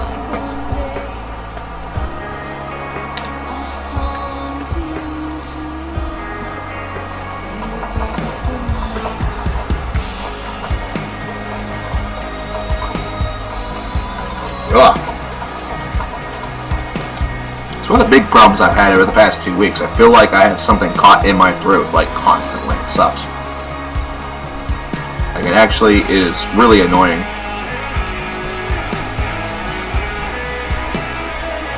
I don't know, to each their own, Blackwater. For me, it was, I think it clicked for me pretty well, because it was different. It was very different comparative to what I was listening to at the time, because here's something for you. The first song from Typo Negative that I ever heard, in fact I can tell you the first two, I saw music videos for both of these songs on the box back in the 90s. The two tracks that I heard first from Typo Negative was their cover of Cinnamon Girl and Everything Dies. which was not a cover. I have heard the new Lacuna Coil. It is, it's better than what they've done recently, but still very meh. Like, it still is not something that's clicking into that excellence overdrive. Marlo, I have a feeling it's actually GERD, acid reflux, which supposedly was the reason why I had to go to the hospital a couple of years ago, because I had acid reflux so bad that I passed out. But apparently with acid reflux, you can have that feeling at all times, and you can even get throat crystals, which sound lovely.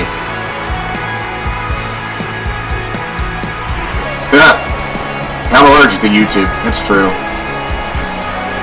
I'm allergic to doing things with YouTube that don't involve just watching videos. Maybe I'm allergic to Faith.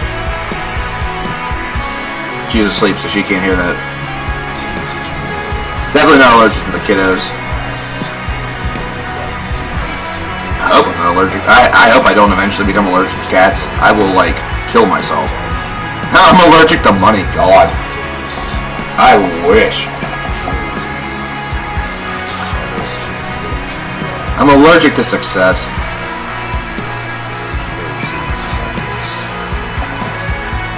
I'm allergic to success and would not know how to be rich.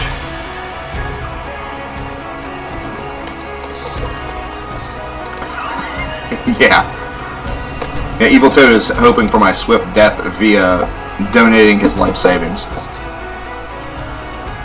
Ooh, I see the money is killing him slowly. Ooh.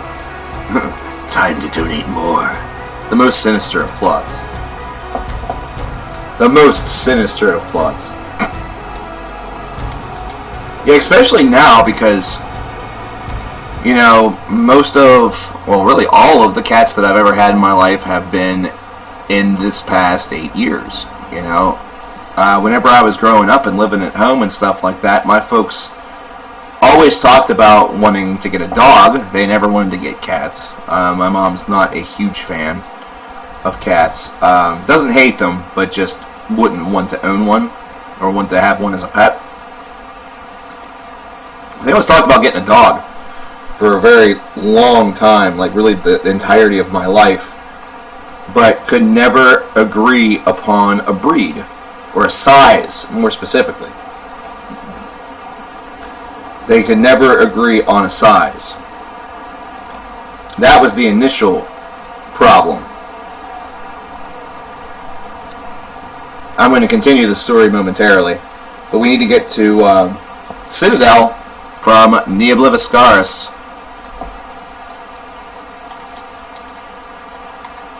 Because that was first up on Evil Toad's supermassive $200 Requestorama.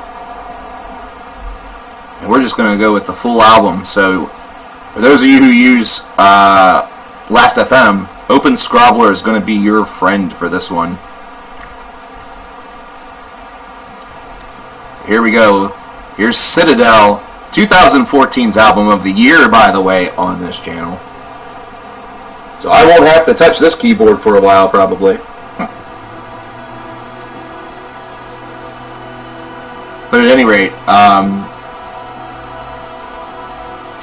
they could never agree upon a size or a breed, and then whenever I got older, I see a problem. I actually do have to touch my keyboard. Whenever I got older, and my father started going down to visit his brother in Florida for like a month and a half at a time, which he did because, you know, he was out of work because of his back. Because he has an injury that prevents him from work. It's been that way for 20 years.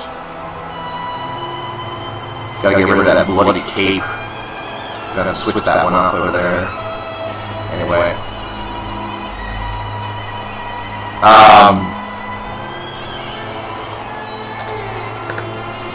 He would go down there and visit his brother where it was warmer. Being in Pennsylvania, the cold air is something that sort of affects all three of the members of my family, both my mother, my father, and myself. Once he started doing that, then the problem became, yeah, we'll get this dog, and then I'll be the one. This is my mom, by the way. She's saying that I'll be the one that has to take it out in the middle of the night in minus 15-degree weather to have the thing piss or take a shit while you're in Florida, you know, and the dog's not there. So, you know.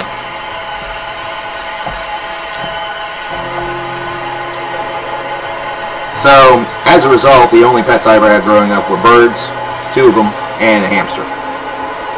And now I am in cat heaven. So if I ever became allergic to cats, kill me. Just kill me. Lettuce Death, if you're in the crowd, you have my permission. If I find out that I'm allergic to cats, just get out a knife. Cut my head off. Get a gun. Shoot me. Give me a bunch of pills. Help me overdose. I have listened to Alter Bridge's new album. It is very underwhelming. It is an underwhelming affair, unfortunately. I don't particularly enjoy reporting that or stating that, but it is sadly true.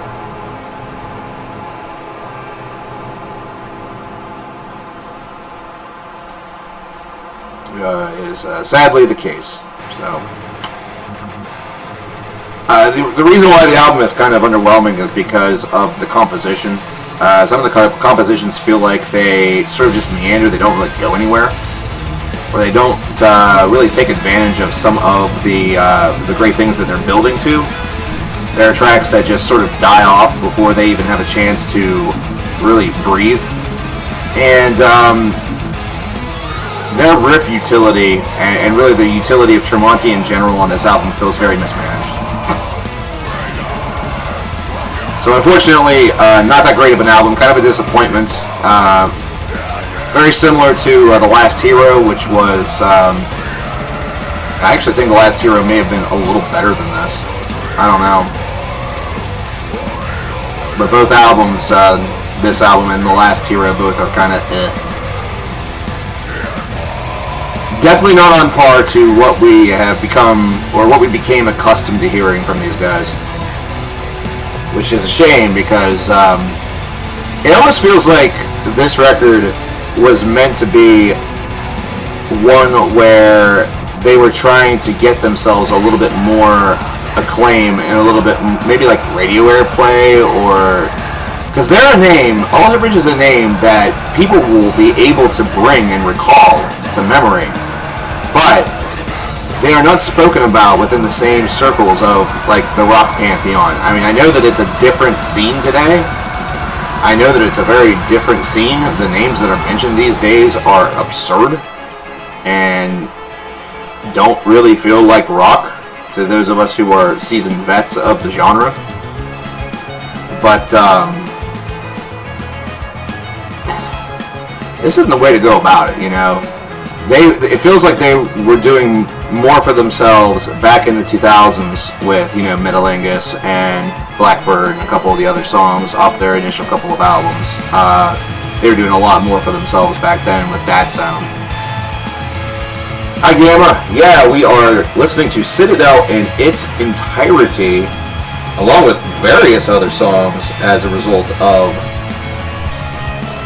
a very uber generous donation from Evil Toad. So let me run this down for you guys again. We're going to play Citadel in its entirety, which is 48 minutes. Amok by Hands of Despair. Lost Keys / Rosetta Stoned by Tool. Agenda by the Vicious Head Society. Martyr by Spires. The Sorrow Within by When Nothing Remains. A Winter's Tale by Abyssic. Analog Spectre by the Vicious Head Society. Cygnus by Cult of Luna and Julie Christmas. Yours to Devour by Forest of Shadows. Body and Souls by Hands of Despair. Pisces by Ginger. H by Tool. And Parabola by Tool. Now we will not be playing everything. today. We will not be playing everything today, just to let you know. There will be some played on Monday. We do actually have a brand new donation coming in from Dominic. See if I can get that up here. Who just sent $5 because he loves me, I guess. No comment, but I do thank you so very much for that. I appreciate it, Dominic. What did I listen to during my teens? Oh boy, Brandon. Depends on how far you want to go back. Can I take you on a musical journey, Brandon? Can I, like, over-answer this question? Can I over-answer this question? I'm going to over-answer this question. So you're what? Technically defined as a teenager whenever you're, like, what? 13? What would you say would be the definition of teenager? Like 12, 13? So that was 1996. At that point, I had just finished up listening to R&B, so groups like Immature, Boyz II Men, 3T, Michael Jackson, Prince. I transitioned into a little bit of rap with the Fugees, Busta Rhymes, Tupac, Notorious B.I.G., Method Man, Redman, Nas, Common, like the earliest Common stuff. And was starting to transition into alternative. So during junior high, I was listening to alternative rock, Bush, 311, early Foo Fighters stuff. I like bands that no one's ever heard of, like Summer Camp and Fat. Push Monkey. So I was big into alternative. I didn't start getting into heavy metal until my first year of high school. I knew Metallica, I knew like some of the pantheon of metal bands, but it was whenever I became a freshman in high school that I started to buy a lot of metal albums. So all throughout high school it went from, you know, Metallica, Flotsam and Jetsam, Megadeth, Dream Theater, Opeth, Merciful Fates, you know, kind of running the gamut of metal history, mostly within the thrash department, to expanding out, where by the time I exited high school, I was aiming more for Death, Emperor, you know, black metal, death metal, extreme metal, prog metal, avant-garde. Whenever I got into college, oh god, that was whenever it just went every direction possible. That's whenever I went from every direction possible. So I started off 13, at the age of 13, going from rap and R&B to alternative rock, to by the time I was 19, heading on to 20, exploring the vastness of the heavy metal universe, the extreme of the extremes, crotch duster, prosthetic cunt, aborted at the same breath of Modeling of the Well, Arcturus, Agalloch, the Metallicas, Megadeths of the world, a lot of underground metal from the first part of the 2000s, late 1990s. I was still listening to alternative rock, Super Drag, tons of, I completely forgot grunge music, big time Alice in Chains fan, Soundgarden, Mother Love Bone, Tad. Dude, I listened to a shit load of music during my late teens. And I listened to primarily metal, but whenever I got into a mood to listen to, like I had a roommate whenever I was in college, and we got,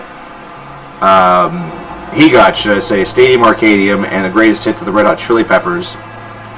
Anytime we went to when we took a long journey, we pretty much jammed those two albums along with Tool and the Dave Matthews Band, which seems like one of these things is not like the other, but my love of Dave Matthews started whenever I was in college, because his studio stuff was always kind of like, I can get behind it, it's decent. Like, there was a time where I didn't like Dave Matthews, but I think it was because I wanted something heavy, and Dave Matthews wasn't heavy. Whenever I started hearing their live performances, because they would get the live discs from the folks that, like, would plug into their systems, like the unofficial live albums that they would then release, like, to their fan club and stuff like that. Hearing the improv, hearing the long jams, I fell in love. You know. So, and I did listen to my share of new metal too. So, Blackwater, don't think that I've ignored that. I did listen to. I at one point owned a copy of Significant Other by Limp Bizkit. My best friend got a copy of Chocolate Starfish and the Hot Dog Flavored Water by Limp Bizkit, and we listened to it and laughed hysterically for ages because that album was abysmal. You know, I listened to Korn, Stained, From Zero, Disturbed. I had the first Disturbed record. Godsmack. I mean, I was not that far off from your typical late 90s kid whenever it came to music. The only difference is that I wasn't listening to the Spice Girls or NSYNC and Backstreet Boys, though now I kind of have a bit of a respect for them. You can respect things more in retrospect. More so than I think you can respect some of the trends that have come since. Days of the New were an excellent group. Their debut album was very good. The latter two are a bit all over the place, but their main member was all over the place. He had a great backing band for what was known as Yellow or Brown, first album. Then fired them all. They became Tantric. And Tantric has had a kind of a quiet, you know, good career. Tonic. Y'all remember Tonic? You Wanted More. If You Could Only See. I actually had my copy of Lemon Parade stolen from me back in the day, and I had to replace it with a burnt copy. Yeah, man. I listened to one of my best friends and I, because I had two whenever I was in high school. We were like three amigos. They used to run a show on the radio called Edge of the X, Pittsburgh, Pennsylvania, that debuted all new songs. We would stay up and listen to that radio show, and we would tape stuff off of the radio. Like, I have cassette tapes full of tunes. Like, I have probably like 40 or 50 of them. It's crazy, man. You know, I'm from the era where I made mixed CDs for friends. I made mixed CDs for people I liked. You know, I made mixed CDs for myself. I ran a series called Song of the Week for a couple of weeks. Evil Ted with $10 via the Super Chat side saying, add on Modeling of the Well, an excerpt from 6 trillion miles before the first or the revisitation of the Blue Ghost Quibbeth. I know Quibbeth is not included in the title, but it is a reference to the Blue Ghost Quibbeth from Bath. Thank you very much, by the way. Thoughts on how great Dave Mustaine's vocals are now at age 57? There has been decay. Dystopia sounded really good, but I have a feeling that had some studio tweaking to help him out. I'm wondering what it's going to sound like after he recovers from cancer. But I know Bruce has come back and sounded great. Oh, Waterblonk, that song's getting played on Monday. And then what I'm going to have to do is what I'll have to do is once I play that song, I'm going to have to hold on tight to keep myself from just going on a model-in-a-thon. Because if I hear one track from a Toby Driver project, it usually means that more come after that. The only reason why that doesn't reflect very well in numerologically with Last.fm is because a lot of their tracks are very lengthy, and there's not many. There's only 4 Modelin albums. There's a lot more K.O. God, but all their tracks are very long. And Toby has his solo stuff as well, which I still haven't listened to Madonna Horror. Eddie is... I think with Van Halen it's not looking good. I don't think it's looking good. He's still young enough where he could hypothetically beat this, but he had this back in 2000, and now it's come back, and apparently it's more aggressive than it was then. and in 2000 it nearly killed him. So hopefully this is another, near hit as opposed to it being a near miss and he actually passes. Yeah, that's a phrase that's utilized incorrectly, by the way. Well, I guess it would be utilized correctly in this capacity because it would be a near miss with death. But hopefully he does survive, but I'm not getting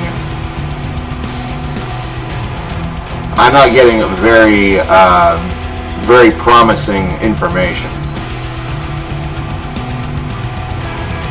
I've seen the Gin Blossoms twice. They're an awesome band. They're really, really strong live. Toad the Wet Sprocket's very good. Everclear. Marcy Playground. Marcy Playground has more than one song, folks, and they're really good live too. Man, Sugar. Don't know how many of y'all remember the band Sugar. Probably none of you. Yeah, but it's a Roman Reigns case where you can just take medicine. Well, it's a different type of cancer. The cancer that Roman Reigns had, the leukemia that he has, it's very similar to what happened to James Conner of the Pittsburgh Steelers.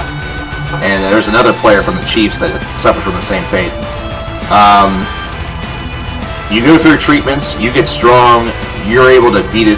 You're able to become cancer-free, but it's always something that has that ability to come back.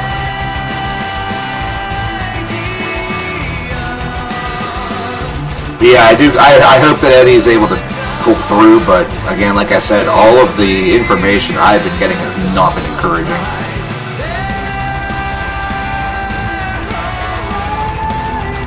That is the one thing that I'm a little concerned about, is that there's not much positive news coming out of that camp.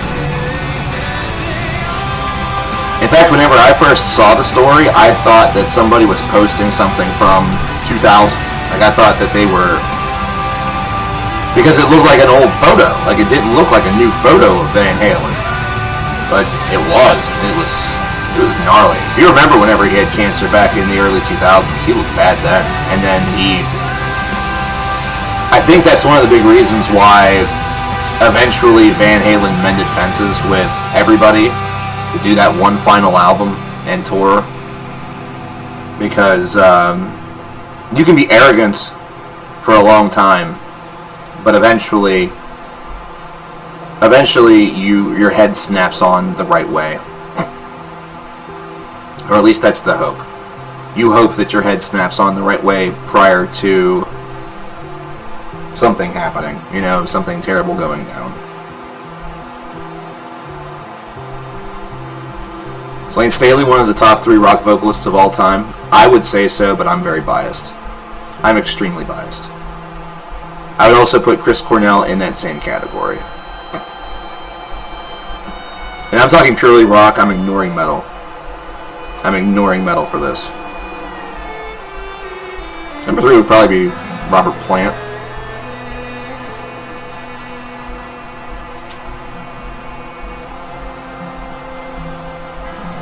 I would not. Nah. Great Ski, as cool as that would probably be, at this stage I would really prefer Eddie just maintain his health. I understand that he's not, ancient, but he's not a young man either. He's what, 57? I think he's like 22 years older than I am. He was young whenever he started Van Halen. Or is it 67? Is he 57 or 67? I forget. I feel like there's a 7 in there. Okay, then it might be 67. I don't know who I'm thinking of. It's 57. Oh, wait. I just read that thing about Mustaine. That's what happened. My bad. That was my mistake. You're 49. If you're in good health, dude, then cheers to you, brother. Because I'll tell you, the number of things that we have out there that we have to worry about these days.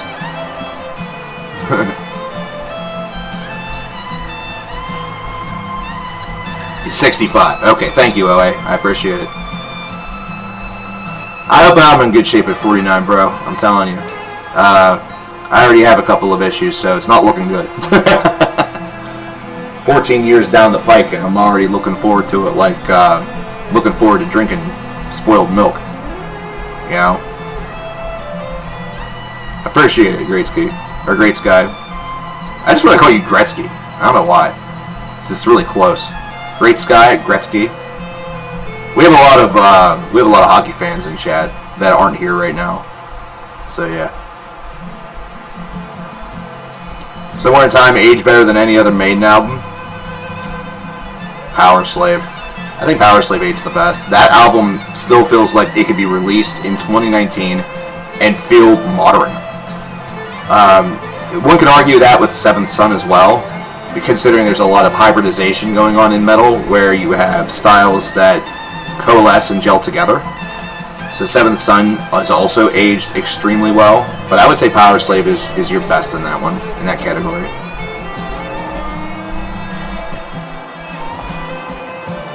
Evil Toad is saying PayPal Marky Mark again. What are you doing, sir? I'm gonna have to like write all of this down. You're gonna make me do actual work. What the hell? Thank you, by the way, in advance. You know, you're not helping. You know, you're basically the worst enabler, and I like it. $10 more from Evil Toad saying, well, to help you with your model and urges Monday, add on Birth Pains of Astral Projection as well. That was my first model and obsession. That was the first song that I was really obsessed with that band. And then I believe the second one was Geography.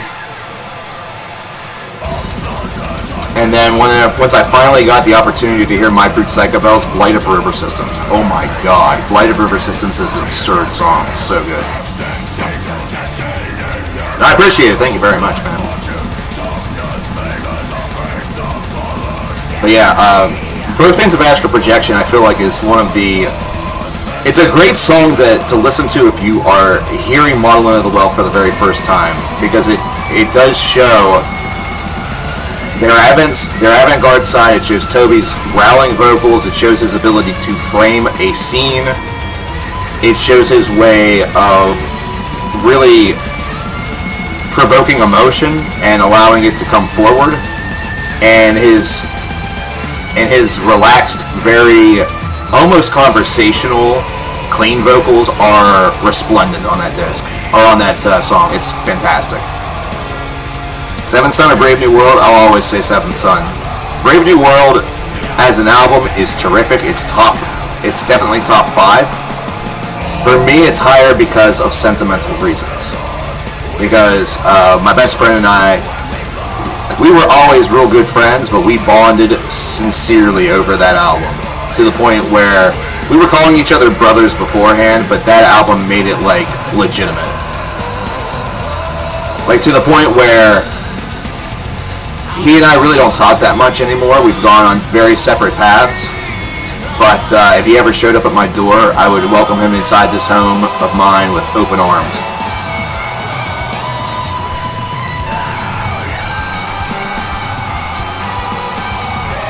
But yeah, there's a lot of sentimental reasons for that.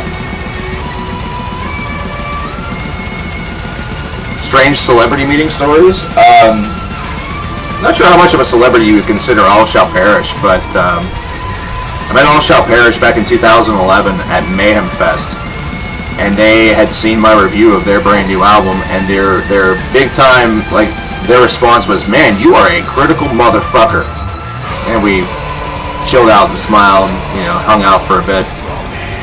Famously, I went to see Ozfest, got a Zakk Wylde autograph, and I was just commenting to Zakk about how much I, you know, was digging his work, you know, that I had just gotten into him like a year or so prior.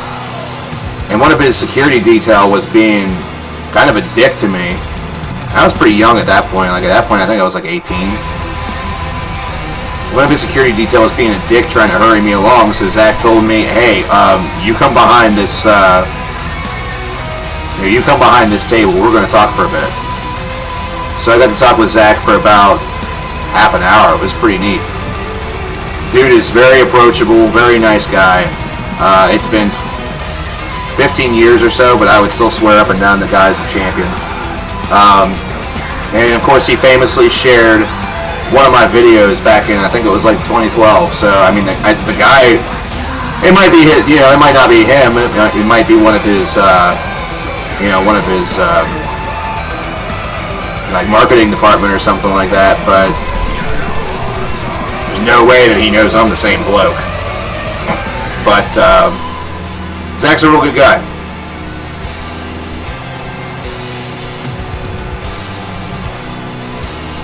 So I would say that's probably my coolest celebrity story, aside from like I have photos with Gallagher, the comedian, which are pretty awesome.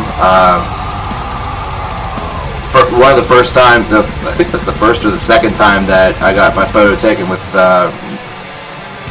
No, I'm thinking of Gordon Lightfoot. I also have a photo with Gordon Lightfoot, which in order to get that, we ended up running into a dude that I'm pretty sure was homeless. Or was like a drug dealer or something, but also loved Gordon Lightfoot and wanted to get in on the photo. So Faith and I are in this picture with this random dude named Mike. But the thing of it was that he was like, first of all, the nicest guy, and second of all, was unsure if Gordon Lightfoot would have a pen with him, like a Sharpie, so Faith could get her LP signed by Gordon. Dude, like, extracted a Sharpie from out of nowhere. Like, he stole it from somewhere. We're not sure where. He may not have been an actual person. He may have been like a ghost. See you later, LA. Have a good night. So that was pretty neat. I don't know, man. Like, I just consider like some of this stuff like just what you do, you know. Gordon and Gallagher and Zach, for example, were a lot more upfront than Avenged Sevenfold were. I wanted to get an ex of mine. She had just gotten an LP copy of A7X's self-titled album, and we went to see a show of theirs in Dayton, Ohio, at the Hera Arena during a snowstorm. And I knew, because I'd been at Hera for years, because that's where they did the Dayton Hamvention, the amateur radio convention. I went there every year with my dad, so I knew the layout. I knew where the buses were going to be. They were back in the flea market area.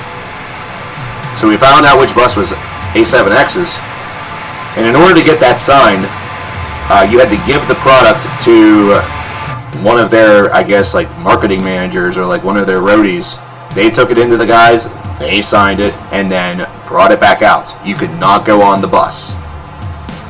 You could, however, go on Bullet for My Valentine's bus and experience their lead singer in a Richard Nixon mask as he was partying with fans. Which was a very, very interesting way to meet the lead singer from Bullet for My Valentine. Was hanging out on this bus with a drink next to a guy in a Richard Nixon mask, just thinking he's just some dude, and then he takes it off to say hello to you, and you realize, oh, I know you. Don't worry, I won't make a big deal about it. Like, he was like, it's not so much he was hiding from the fans, he was just being a goof. But, yeah. That was pretty cool. And the funny thing about it was I was the only one who actually met him, because the girl I was with was mingling a little further in, which she quickly rescinded her desire to go deeper into the bus because she was not comfortable. I would have been just fine in that place. You know, I was in packed frat houses for years. Not often, but I had experienced packed frat houses during parties and stuff like that. Every year, at least once or twice a year, we would go to one of the other fraternities' frat houses, because we were a small fraternity. We just had an apartment. We didn't have anything official. But we'd go out there and we'd make our presence felt, dominate some beer pong, foster some goodwill that was then decimated during intramural football. whenever we faced off again. Famously, I faced off against the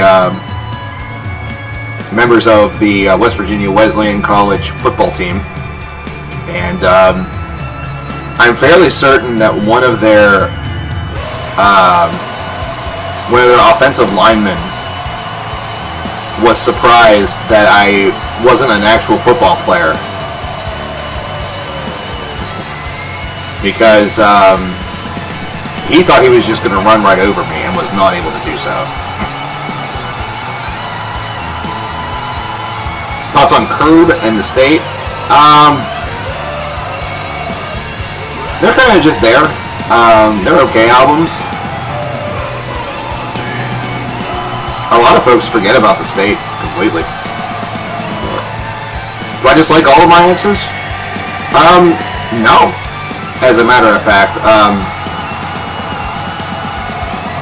I've tried over the years to maintain a decent relationship with a lot of people that I have formerly been associated with in a relationship.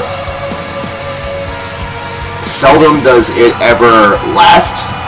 There are some that have just sort of disappeared, which, I mean, can't help that really.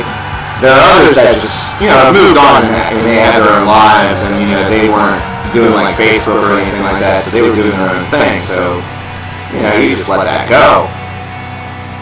But, there was only like one or two that I can think of, three, that right afterward I really couldn't stand to even want to talk to them right away, like right away. One, I would ignore her phone calls and would not speak to her. We didn't speak for 3 years, and now we're on I don't know, we know all of each other's terms, and would probably talk if we saw each other in public. You know what I mean? I know that we would talk, regardless. It doesn't matter. And then one famously stopped talking to me because of a Christmas sweater. And that one, that's been that'll be 4 years this winter. I could care less if I speak to her ever again.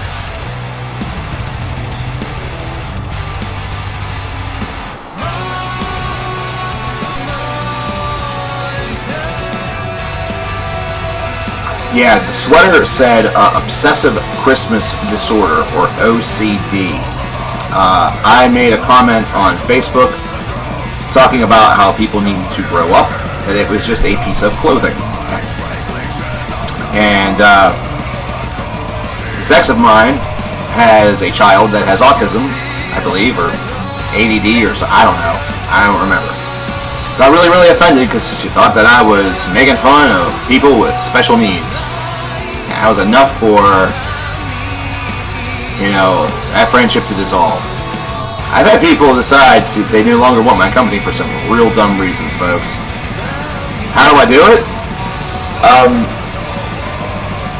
I just talk with people for a bit, and then if we have a connection, then we either come to the mutual conclusion that, hey, we should date or do things, or I don't know, just hang out.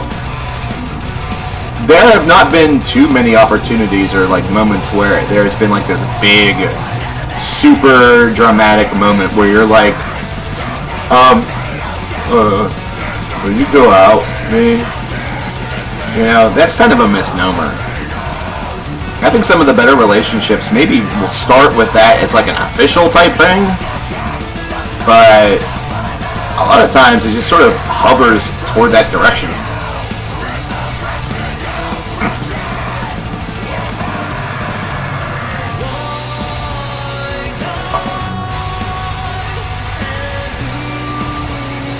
And it is, whenever you get older, you kind of just want to hang out with people, and then whenever you get that comfort, you kind of just let the moment dictate where things are going, I guess.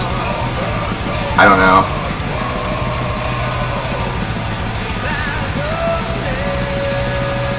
Am I offline? Hold on. Another pop.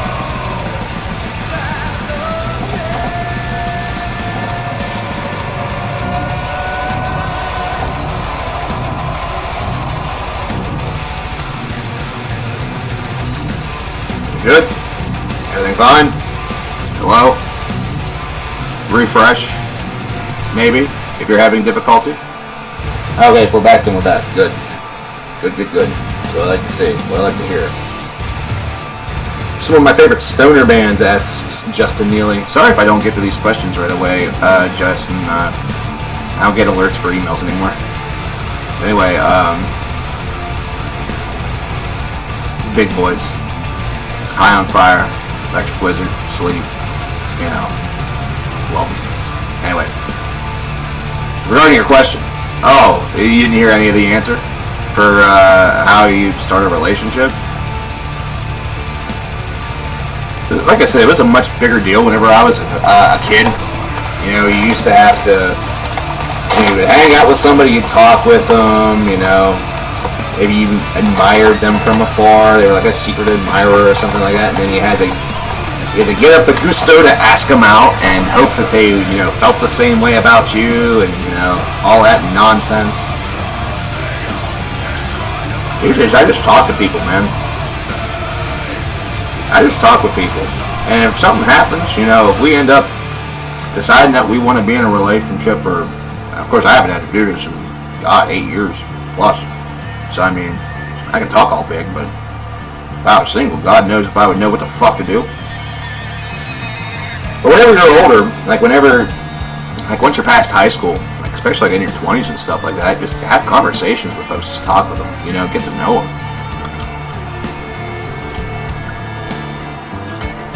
And be genuine, be genuine with people. So, I don't know. I don't exactly think I did anything special to net you, huh? I don't think I did anything special to, make you want to date me. I don't remember. Yeah, it's been so long, we don't even remember. Whenever you get older, I think it's more important that you have long-term friends. I'm very partial toward people that have been friends of mine since, more than a decade. Stuff like that. Folks that have been friends of mine for 20 years, which there's really not many of those left. There might be somebody that you've been friends with for a couple years that you don't know. A couple years down the line, you guys might realize that you're perfect for each other. It doesn't necessarily always have to happen right away. It really doesn't. Sometimes you have to live life a little bit and make some mistakes and have some heartbreak and have some bad times happen before you realize not what you want, but what you need.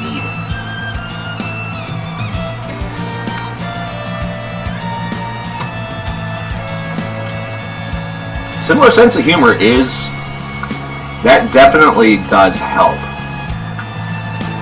If you have personalities that gel really well together, and you really like the same, or at least very similar style of humor, then there's a good chance that you're going to be alright. There's a good chance you're going to be okay.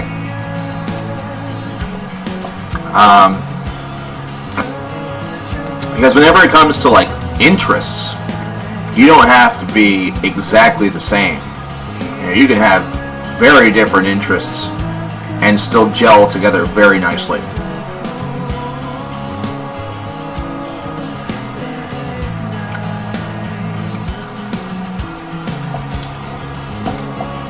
So as a good example, I don't think I've ever really dated anybody that has been super deep into extreme metal, for lack of a better term.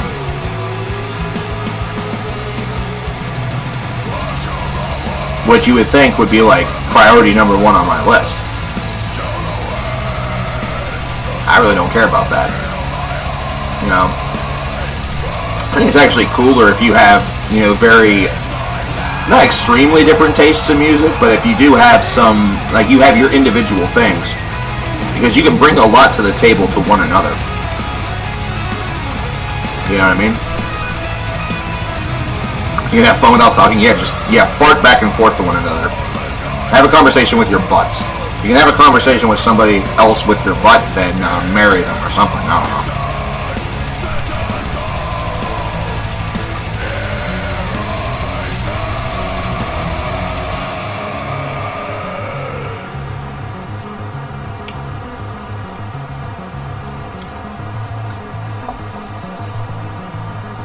She'll pick her cats over you. Who are you thinking about dating, Svetlana? Hey, I'll have you know I am number 8 in this house. Thank you very much. There are 7 cats, which means I am number 8.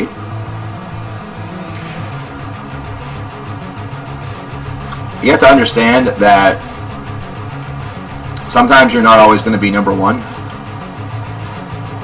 Especially if they have pets.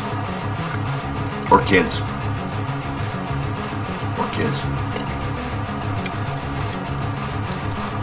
But whenever it comes to like the relationship capacity, you know, like the human beings or like the adults, if you're not number 1, then you should probably hit the bricks.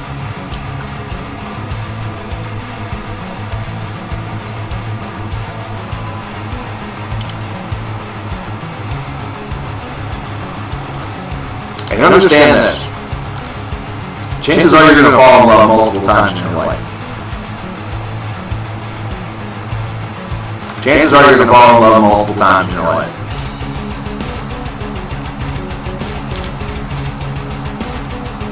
Every person that I ever told that I loved them, there's a good chance that at some point or at some period that was true. You know, in a relationship capacity. There's folks I was in a relationship with. But also, you have to understand the difference between somebody who loves you as a significant other and loves their friends. Because friendships are extremely important also. If you're the type of person that gets jealous very easily and doesn't want them to have friends of an opposite sex or friends at all, dude, calm the fuck down. And do yourself a favor and don't date people. Stay by yourself. That's a dangerous talk.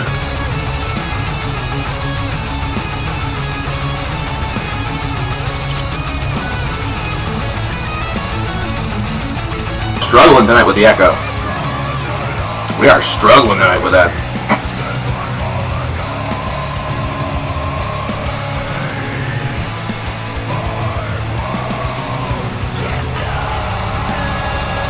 John Lamb brings up a really good point. Get somebody, or find somebody, that whenever you get that really weird brainstorm, and whenever you get that really weird brainstorm, that random idea, or that random thing, that just sounds ridiculous, but sounds fun, get somebody that whenever you say it is excited and, you know, laughs or thinks it's great, you know? And it isn't being fake about it. It's being genuine. You know? Somebody who looks at you, not like you're insane, not like you're retarded. Or if they do, you know that they are still being supportive of you. They're just not sure how it's going to work. Be excited for what they want and what they will desire, what they're hoping for out of life. And if they reciprocate that, then you got yourself something good.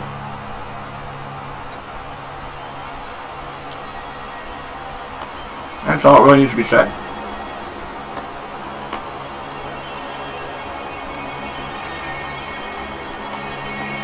Have luck? Nah, it's not luck. It ain't luck. I used to think that. If you think that, then yeah, it'll feel like you literally have to search the needle, or search for the needle in the haystack.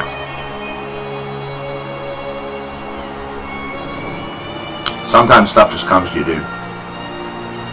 Sometimes somebody just walks into your life. You don't even know that that's their destiny, or that's what's meant to happen.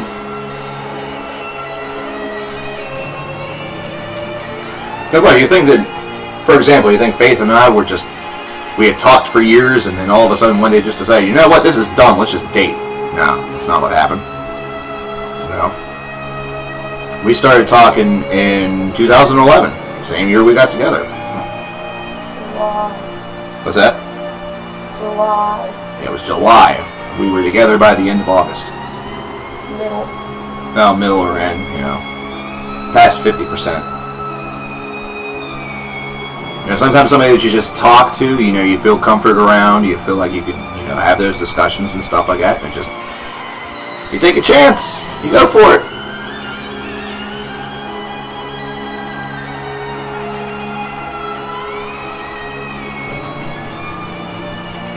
Yeah, you can eventually grow to resent somebody. It's a possibility. I mean, there are risks. I'm not going to say that there aren't risks. I'm not going to say that once it happens, things are going to be phenomenal for the rest of your life. Hell no. God. It's not that simple. It isn't that simple. At all. Ever. That's why I tell you, don't worry about it too much.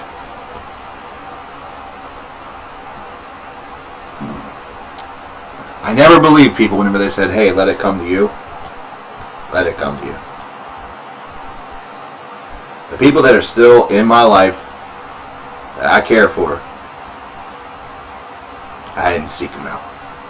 They didn't seek me out. We just found each other. You know, good friends, Faith, Nemo, yeah, so the cats. He just found us too. You know, Nemo that wasn't a plan. That was me walking down to the back alley to wait for my tech department, to wait for lettuce death, and found out that they'd found that the neighbor was going to throw away a bunch of kittens, and our former maintenance guy was like, no, that's not going to happen. Former maintenance guy? I don't consider Tracy our maintenance guy anymore. Oh. You know, so because We're not going to live here anymore? no, mostly because he could fuck himself. Oh. It's more of a personal thing. Nick wants to maintain him as that, then he can kick rocks and do that if he wishes. That was Citadel by Ne Obliviscaris in its entirety. We're probably going to go till about 8. So we're going to get another 40 minutes in. So we're going to get into A Muck by Hands of Despair up next.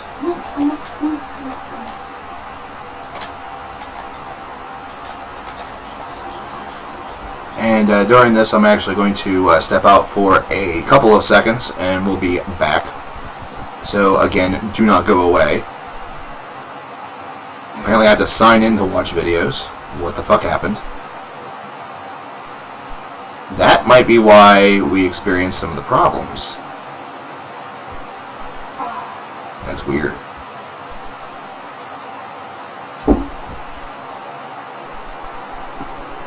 Anyhow. Hands of Despair with A Muck. Like I said, I will return shortly. So, don't go away. Well, actually, before I get going,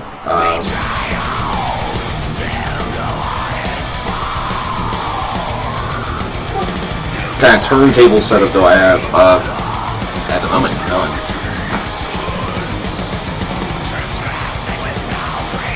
Has been one thing that's been sort of missing for a little bit. $5 from Evil Toad. Wonky says we should date, so here, buy yourself something pretty. Here's the tweet. The tweet. I'm gonna get myself a couple ring pops. I'm gonna come propose to you, Evil Toady. I'll be right back, folks.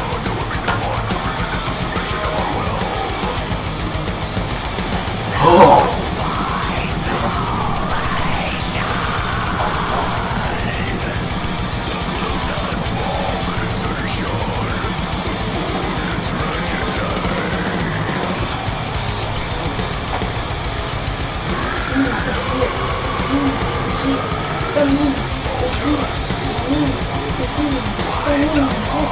Oh, there it goes.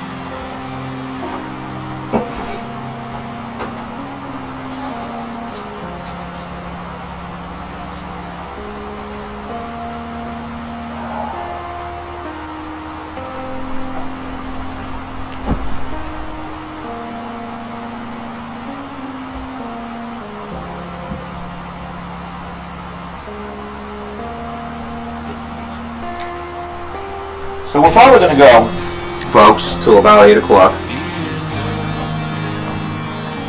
And then I'm going to depart because I need to get some dinner. I'm hungry.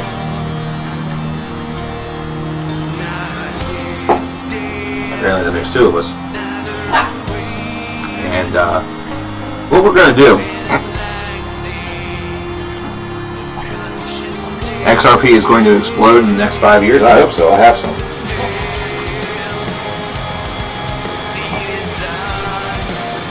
Alright, Waterblowing, we'll see you later. Have a good night, man. But what we're going to do is on Monday, considering we're going to have a lot of music to get through, potentially with both Evil Toad's Q as well as Meat Mun, potentially with the Vectorthon. We're eventually going to get to that. He's drinking tonight, good boy. About 10K, damn, dude. Alright, you have way more than I do. Like 100 times what I have, I think. Maybe a little less than that. Anyway, I think what we'll do on Monday is we'll do a like an official Q&A. I think we'll do an official Q&A on Monday. Try to invite some of the more randos in, but they can hear some tunes as well.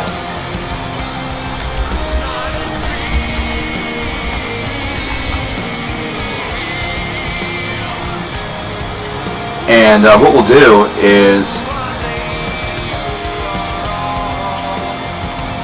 what we will probably do is we'll make it where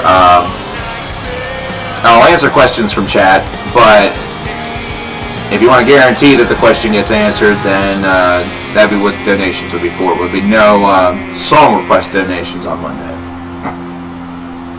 I think that may be what we're going to do.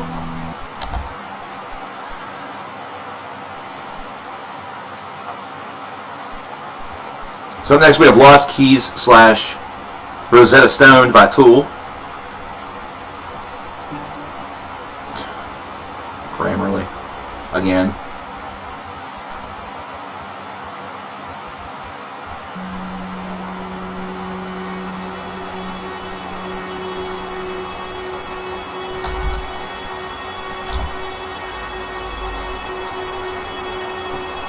Do humans deserve to survive? No. They don't. And they won't. As George Carlin famously said, the planet will eventually take care of us like a bad case of fleas. The planet is fine, the people are fucked.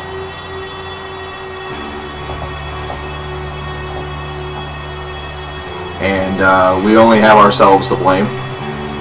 And the real kind of horrific part about it is that we, at the very least, have the ability to blame ourselves for what we have done. There are animals and other creatures all throughout this planet where this will happen, and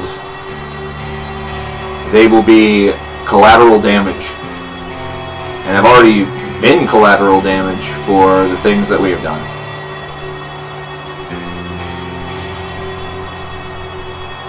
And the one thing that I hope does happen, the one thing that I hope does occur, is that if we do, in fact, explore and successfully take part in space travel, you know, build domes on the moon, or domes on Mars, domes on the planet Snorlax, I hope that we do one thing that was that's very biblical. I hope that we do, in fact, construct a sort of space ark and take the many creatures of this world with us. Because that would be a hell of a thing. For human beings, for humankind, this parasite, to rape a world dry of all of its resources and all of its rich nutrients, have these faithful companions, beings that we claim to love, beings that we claim to want to take care of and preserve, to save whenever they're endangered, and then just simply abandon them. at the time at which the planet is on its last legs, or the planet has become no longer inhabitable because of our intervention. Marvin, what's the question? More of a situation. A gentleman in exam. One thing I will say is that if that were to happen, and I were to attempt to take my 7 cats aboard the space ark, and they told me that I couldn't do it, I would stay Not much air. on Earth and I would die. When you're having sex, I would ride it out with them. vitals are stable.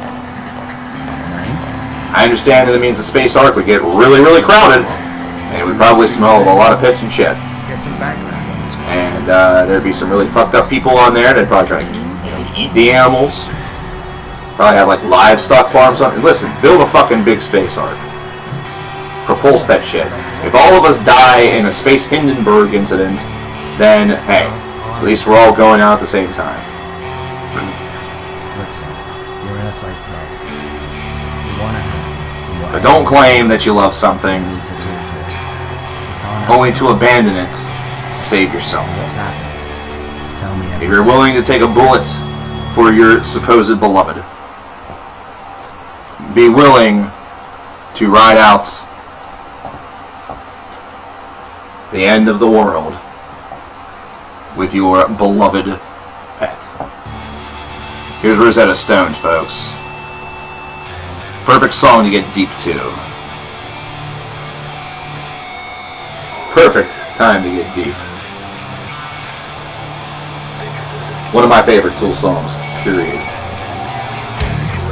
And 10,000 Days, I will not forgive those who dislike my placement of it on the Tool Rank 'em all. This album is amazing. It's great. Time to for some weed. Blackwater Park, it sounds like you are already in on it. Spaghetti Horror, how you doing? Anyway, yes, just announced we're going to do an official Q&A on Monday. Again, like I said, there will be questions, I'm sure, strewn about chat. Especially considering we know some of the friendly folks, the friendly confines that we do get, friendly denizens, and the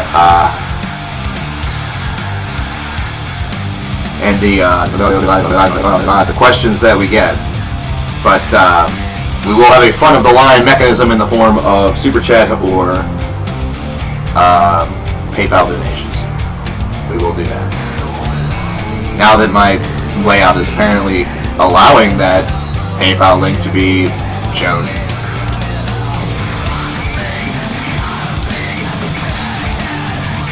What would I do if the purge is real? Oh boy. Well, first things first, I'd buy a gun. First things first, I'd buy a gun. But I would do so in defense. Because on the night of the purge, I would not so much board up my home, but I would do my best to keep a low profile. I wouldn't want to partake. There are certain folks that, you know, probably if I were to be in an encounter and they happen to be there, pulling the trigger would feel very good. But I don't think you solve a lot of humanity's problems with a purge of that variety. Basically, what I think you're doing with that is you're giving folks that already have sort of murderous urges or are already probably not the best of people free reign to do stupid things and get away with it. And then you get a lot of really catty people that are holding a lot of blind rage over really stupid things, like really petty things.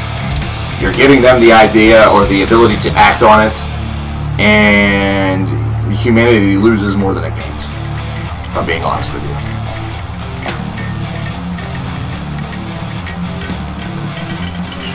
Humanity would definitely lose more than it would gain, in my opinion. Because survival of the fittest might be a thing, but those who are more concerned about betterment or advancement, those are the ones that are going to get caught in the crossfire. Imagine Imagine a legion of anti-vaxxers coming through from town to town, asking people if they believe that vaccines cause autism. And if you say no, they just pull out a gun and shoot you. Imagine the Westboro Baptist Church, for example, going around to, every funeral or abortion clinics or things like that, and just murdering doctors, murdering random denizens and patrons just because they don't believe in the Lord. Really, whenever you want to go with the whole religious aspect of this, I understand it's a touchy subject, but imagine the chaos that would ensue from that alone. It would be quite, I'll be honest with you, now that I think about it, where the smartest thing to do during the purge would be? This is what you do. Okay? You build an impenetrable bomb shelter. I'm talking, this is the type of stuff like, during the Red Scare where there was a bunch of freaking wild, individuals building bomb shelters because they were afraid the bomb was going to get dropped by the Russians. Yeah, and J. Edgar Hoover wouldn't let freaking Albert Camus get out of freaking airport without being stuck And she's saying that J. Edgar Hoover would not allow Albert Camus to leave an airport without being searched, for example. So you build an impenetrable bomb shelter. You do that. You gather all the people that you really care about. Okay? You gather all the people that you really care about, that you really want to have live through this. The Cats County's people. Oh, hell yeah, Cats County's people. They're coming with us. You get into the bomb shelter. You go down to the bomb shelter. You close the bomb shelter off. You have enough food for the whole entire night. You throw a fucking party. But this isn't a party where you're jamming tunes and you're dancing, and you're getting wild and you're drinking yourself stupid and, taking drugs and getting high on angel dust and giving it to your pet Wolverine. No, you don't do that. This is a sensible party. This is a sensible party, okay? You maybe are having a little bit of wine, maybe a favorite brewski or a mixed drink of your choosing, and then all of you crowd around the TV. And you don't have just one television. No. You have like 5. You have 5 televisions, because if there's one thing that we know about the Purge, it's going to be on TV. It's going to be on every channel. There's going to be official Purge coverage. It's going to even be on pay-per-view. 24-hour or 12-hour Purge coverage channel. You buy that shit, or you turn on that shit, and then you have one special TV. And on that one, outside of the bomb shelter, on your property, you put a bunch of cameras. And those cameras are facing different directions among your community. And with those cameras, what they do is they make the local Purge coverage. And you sit back with all the people that you care about and watch the fun. There you go. That's it. Simple.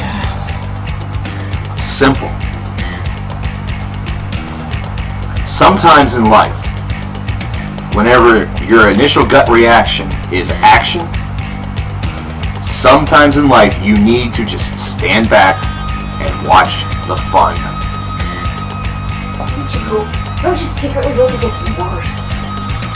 Raining and raining and raining and raining. Just like she said.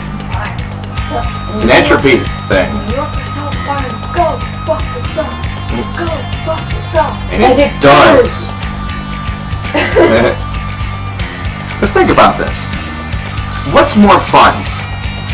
I'm going to use the internet as a great example. What's more fun? Being in an online argument or watching an online argument? Depends on what the argument is and who's arguing. I wasn't asking you. Pose the question in my presence. You can't expect me not to answer it. What's 247 times 13? No. It's not an answer. Yes, it is. I don't know.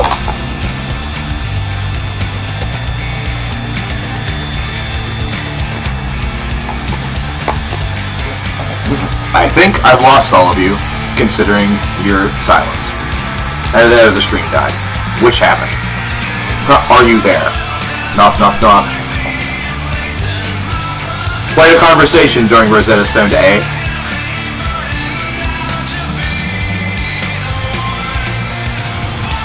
I don't think the stream died. We're at 30 FPS. We've dropped no frames. 3, 2, 1. 1. Oh, that's the answer. Nice. Well done. You used a calculator, didn't you?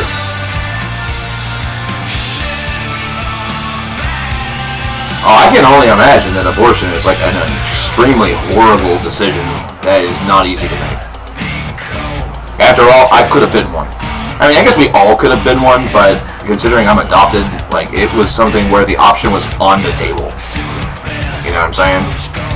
But, guess what? I'm pro-choice as hell, man.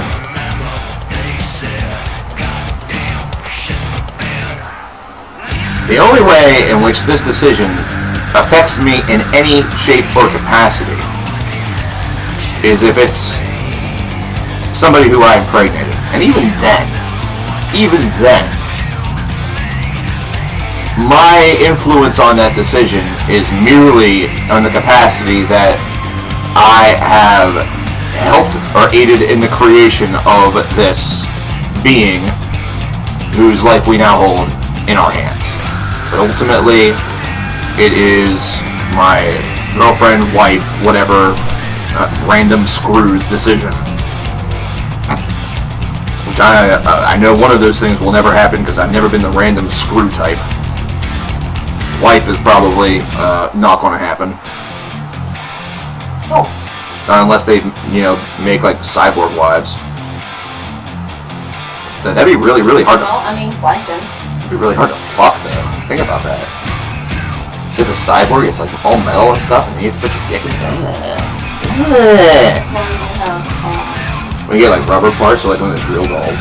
No, but there's different words for different mechanical units. There's cyborgs, and you need an android. Yeah, I need Android 13. Probably good. What a cutie. You even had a kid. Yeah, it did. That's true. The Vicious Head Society. I'm trying to use a keyboard that barely functions.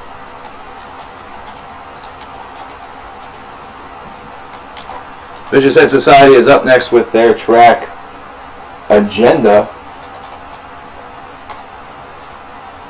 This will probably be our final track of the night. Just to let y'all know. This will probably do it for us, and then we will continue with our fun and games and conversations and controversial conversations, apparently, on Monday.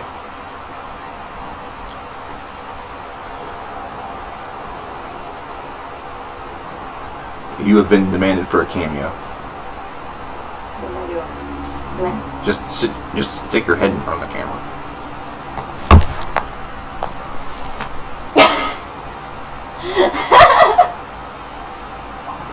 Now do you see why we work? I do the exact same thing. Either that or I'd be like, I see you. Do I have any boogers? I had to look very strange on camera. Anyway, the Vicious Head Society. I'm disappointed that I didn't get to see it.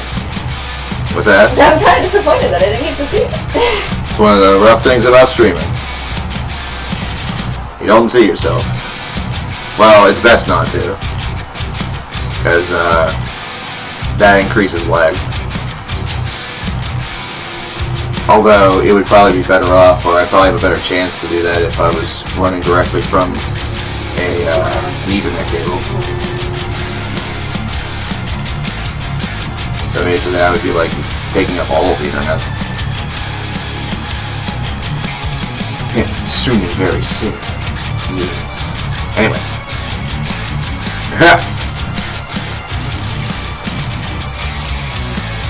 But yeah.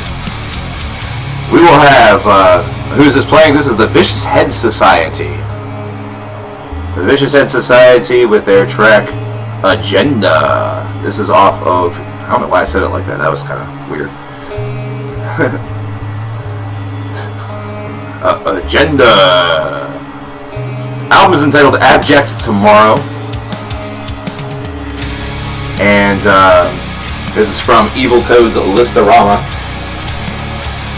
which we will be returning to on Monday,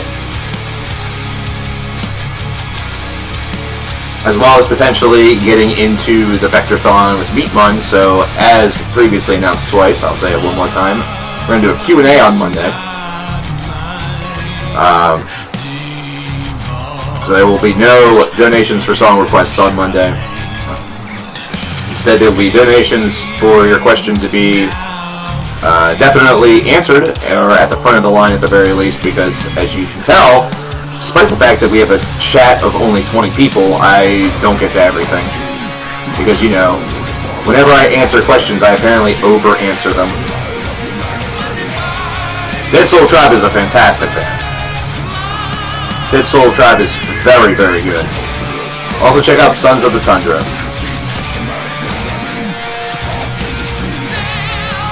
But yeah, Dead Soul Tribe is Murder of Crows, man. Murder of Crows. Great album. Dude, nice to hear that name again. Real nice to hear that name again. Dude, this is sick. This is the first time I've heard Vicious Head Society, if I'm being honest. This is sick. I like it. Thanks, Evil Toad. Yeah, long answers are the best. Like, be concise. Have fun with it. Don't just be like, yes.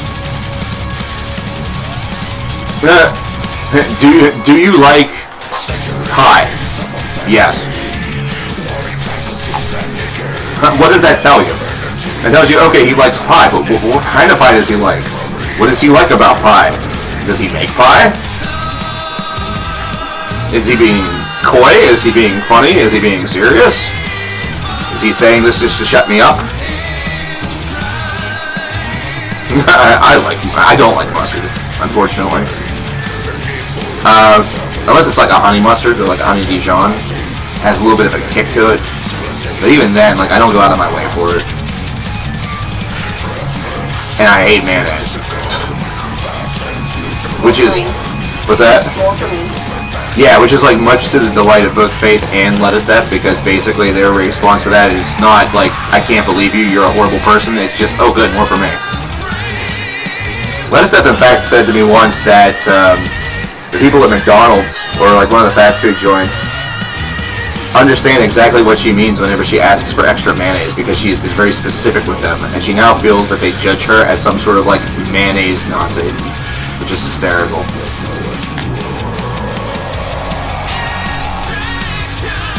Oh god. Evil Toad, your playlist is now, you're 10 minutes away from 200 hours. You've seen a mayonnaise pie? Ugh. That just sounds awful. Yeah, that's a little too much. Like I at one point had a sandwich at Panera, and I thought to myself, you know what? It comes with mayonnaise. I'm just gonna take it as is, because it's like, I realized that I'm not a big fan of mayonnaise, but I also haven't like sampled around. So maybe some house mayonnaises are okay or whatever. You know, can't all just be, you know, Heinz or Miracle Whip or whatever. So I told them specifically just like a little bit of mayonnaise, like just toss like a little drop or something on it, just so I can, you know, try it out. Apparently their cook or their sandwich creator decided that a drop means the exact amount of mayonnaise that he or she enjoys, which apparently meant that even I would put that mayonnaise on that. I got a mayonnaise sandwich that had like maybe like 1 or 2 pieces of lettuce, a slice of cheese, and maybe some meat on it. Like, you could not taste the other aspects of this culinary concoction. You could only taste mayonnaise. That was it. You have to listen to it from beginning to end with no skipping. 200 hours. That is, wow. That is an impressive challenge to put forth upon yourself. That's like 8 days. That is 8 days worth of music. A little more, actually. I think 8 days is 196.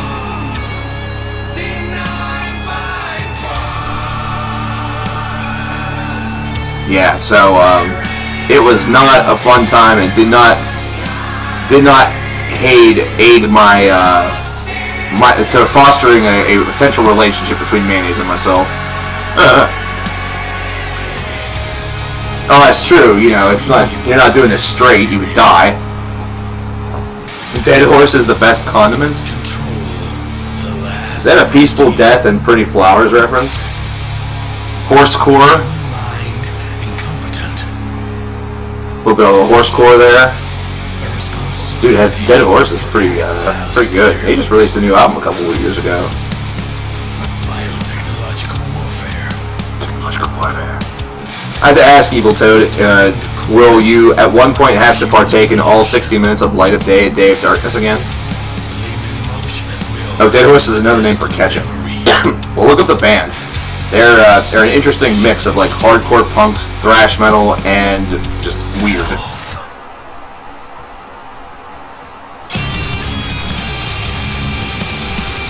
It is it's something else. That's what I'll tell you. It's something else. Ah, you will be. Will you also be listening to Crimson by Edge of Sanity? And Plague of Butterflies? And Winter's Gate? Or are you avoiding full albums? Oh, I guess you're not if you have Green Carnation on there. You'll have to toss on As Above and So Below by Bellwitch.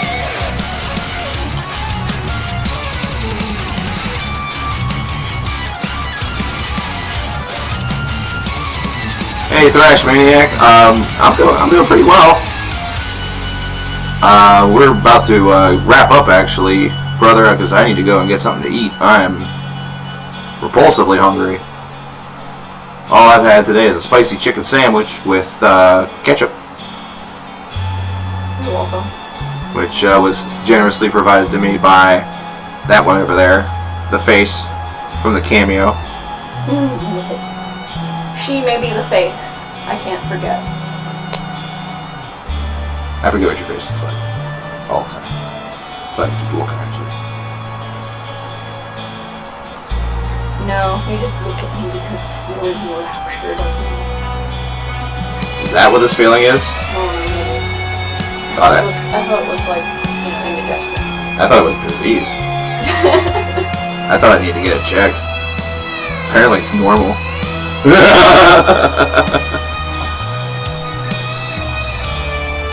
Wanted to add Winter's Gate and Crimson, but they divide. That's right. They did that. I'm mad.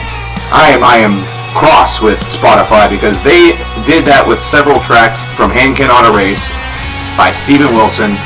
And you know what? I refuse to listen to that album on Spotify for that reason. I mean, I have a copy of it, so it's not like it's that big of a deal, but still, I was very upset. I was very cross, very mad.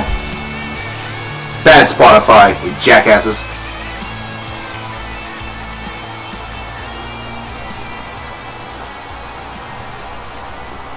But there you go, ladies and gentlemen. That is the Vicious Head Society with Agenda. That will be our conclusion for this evening. I know that it is because here's Cornell telling me you need to stop streaming and pay attention to me.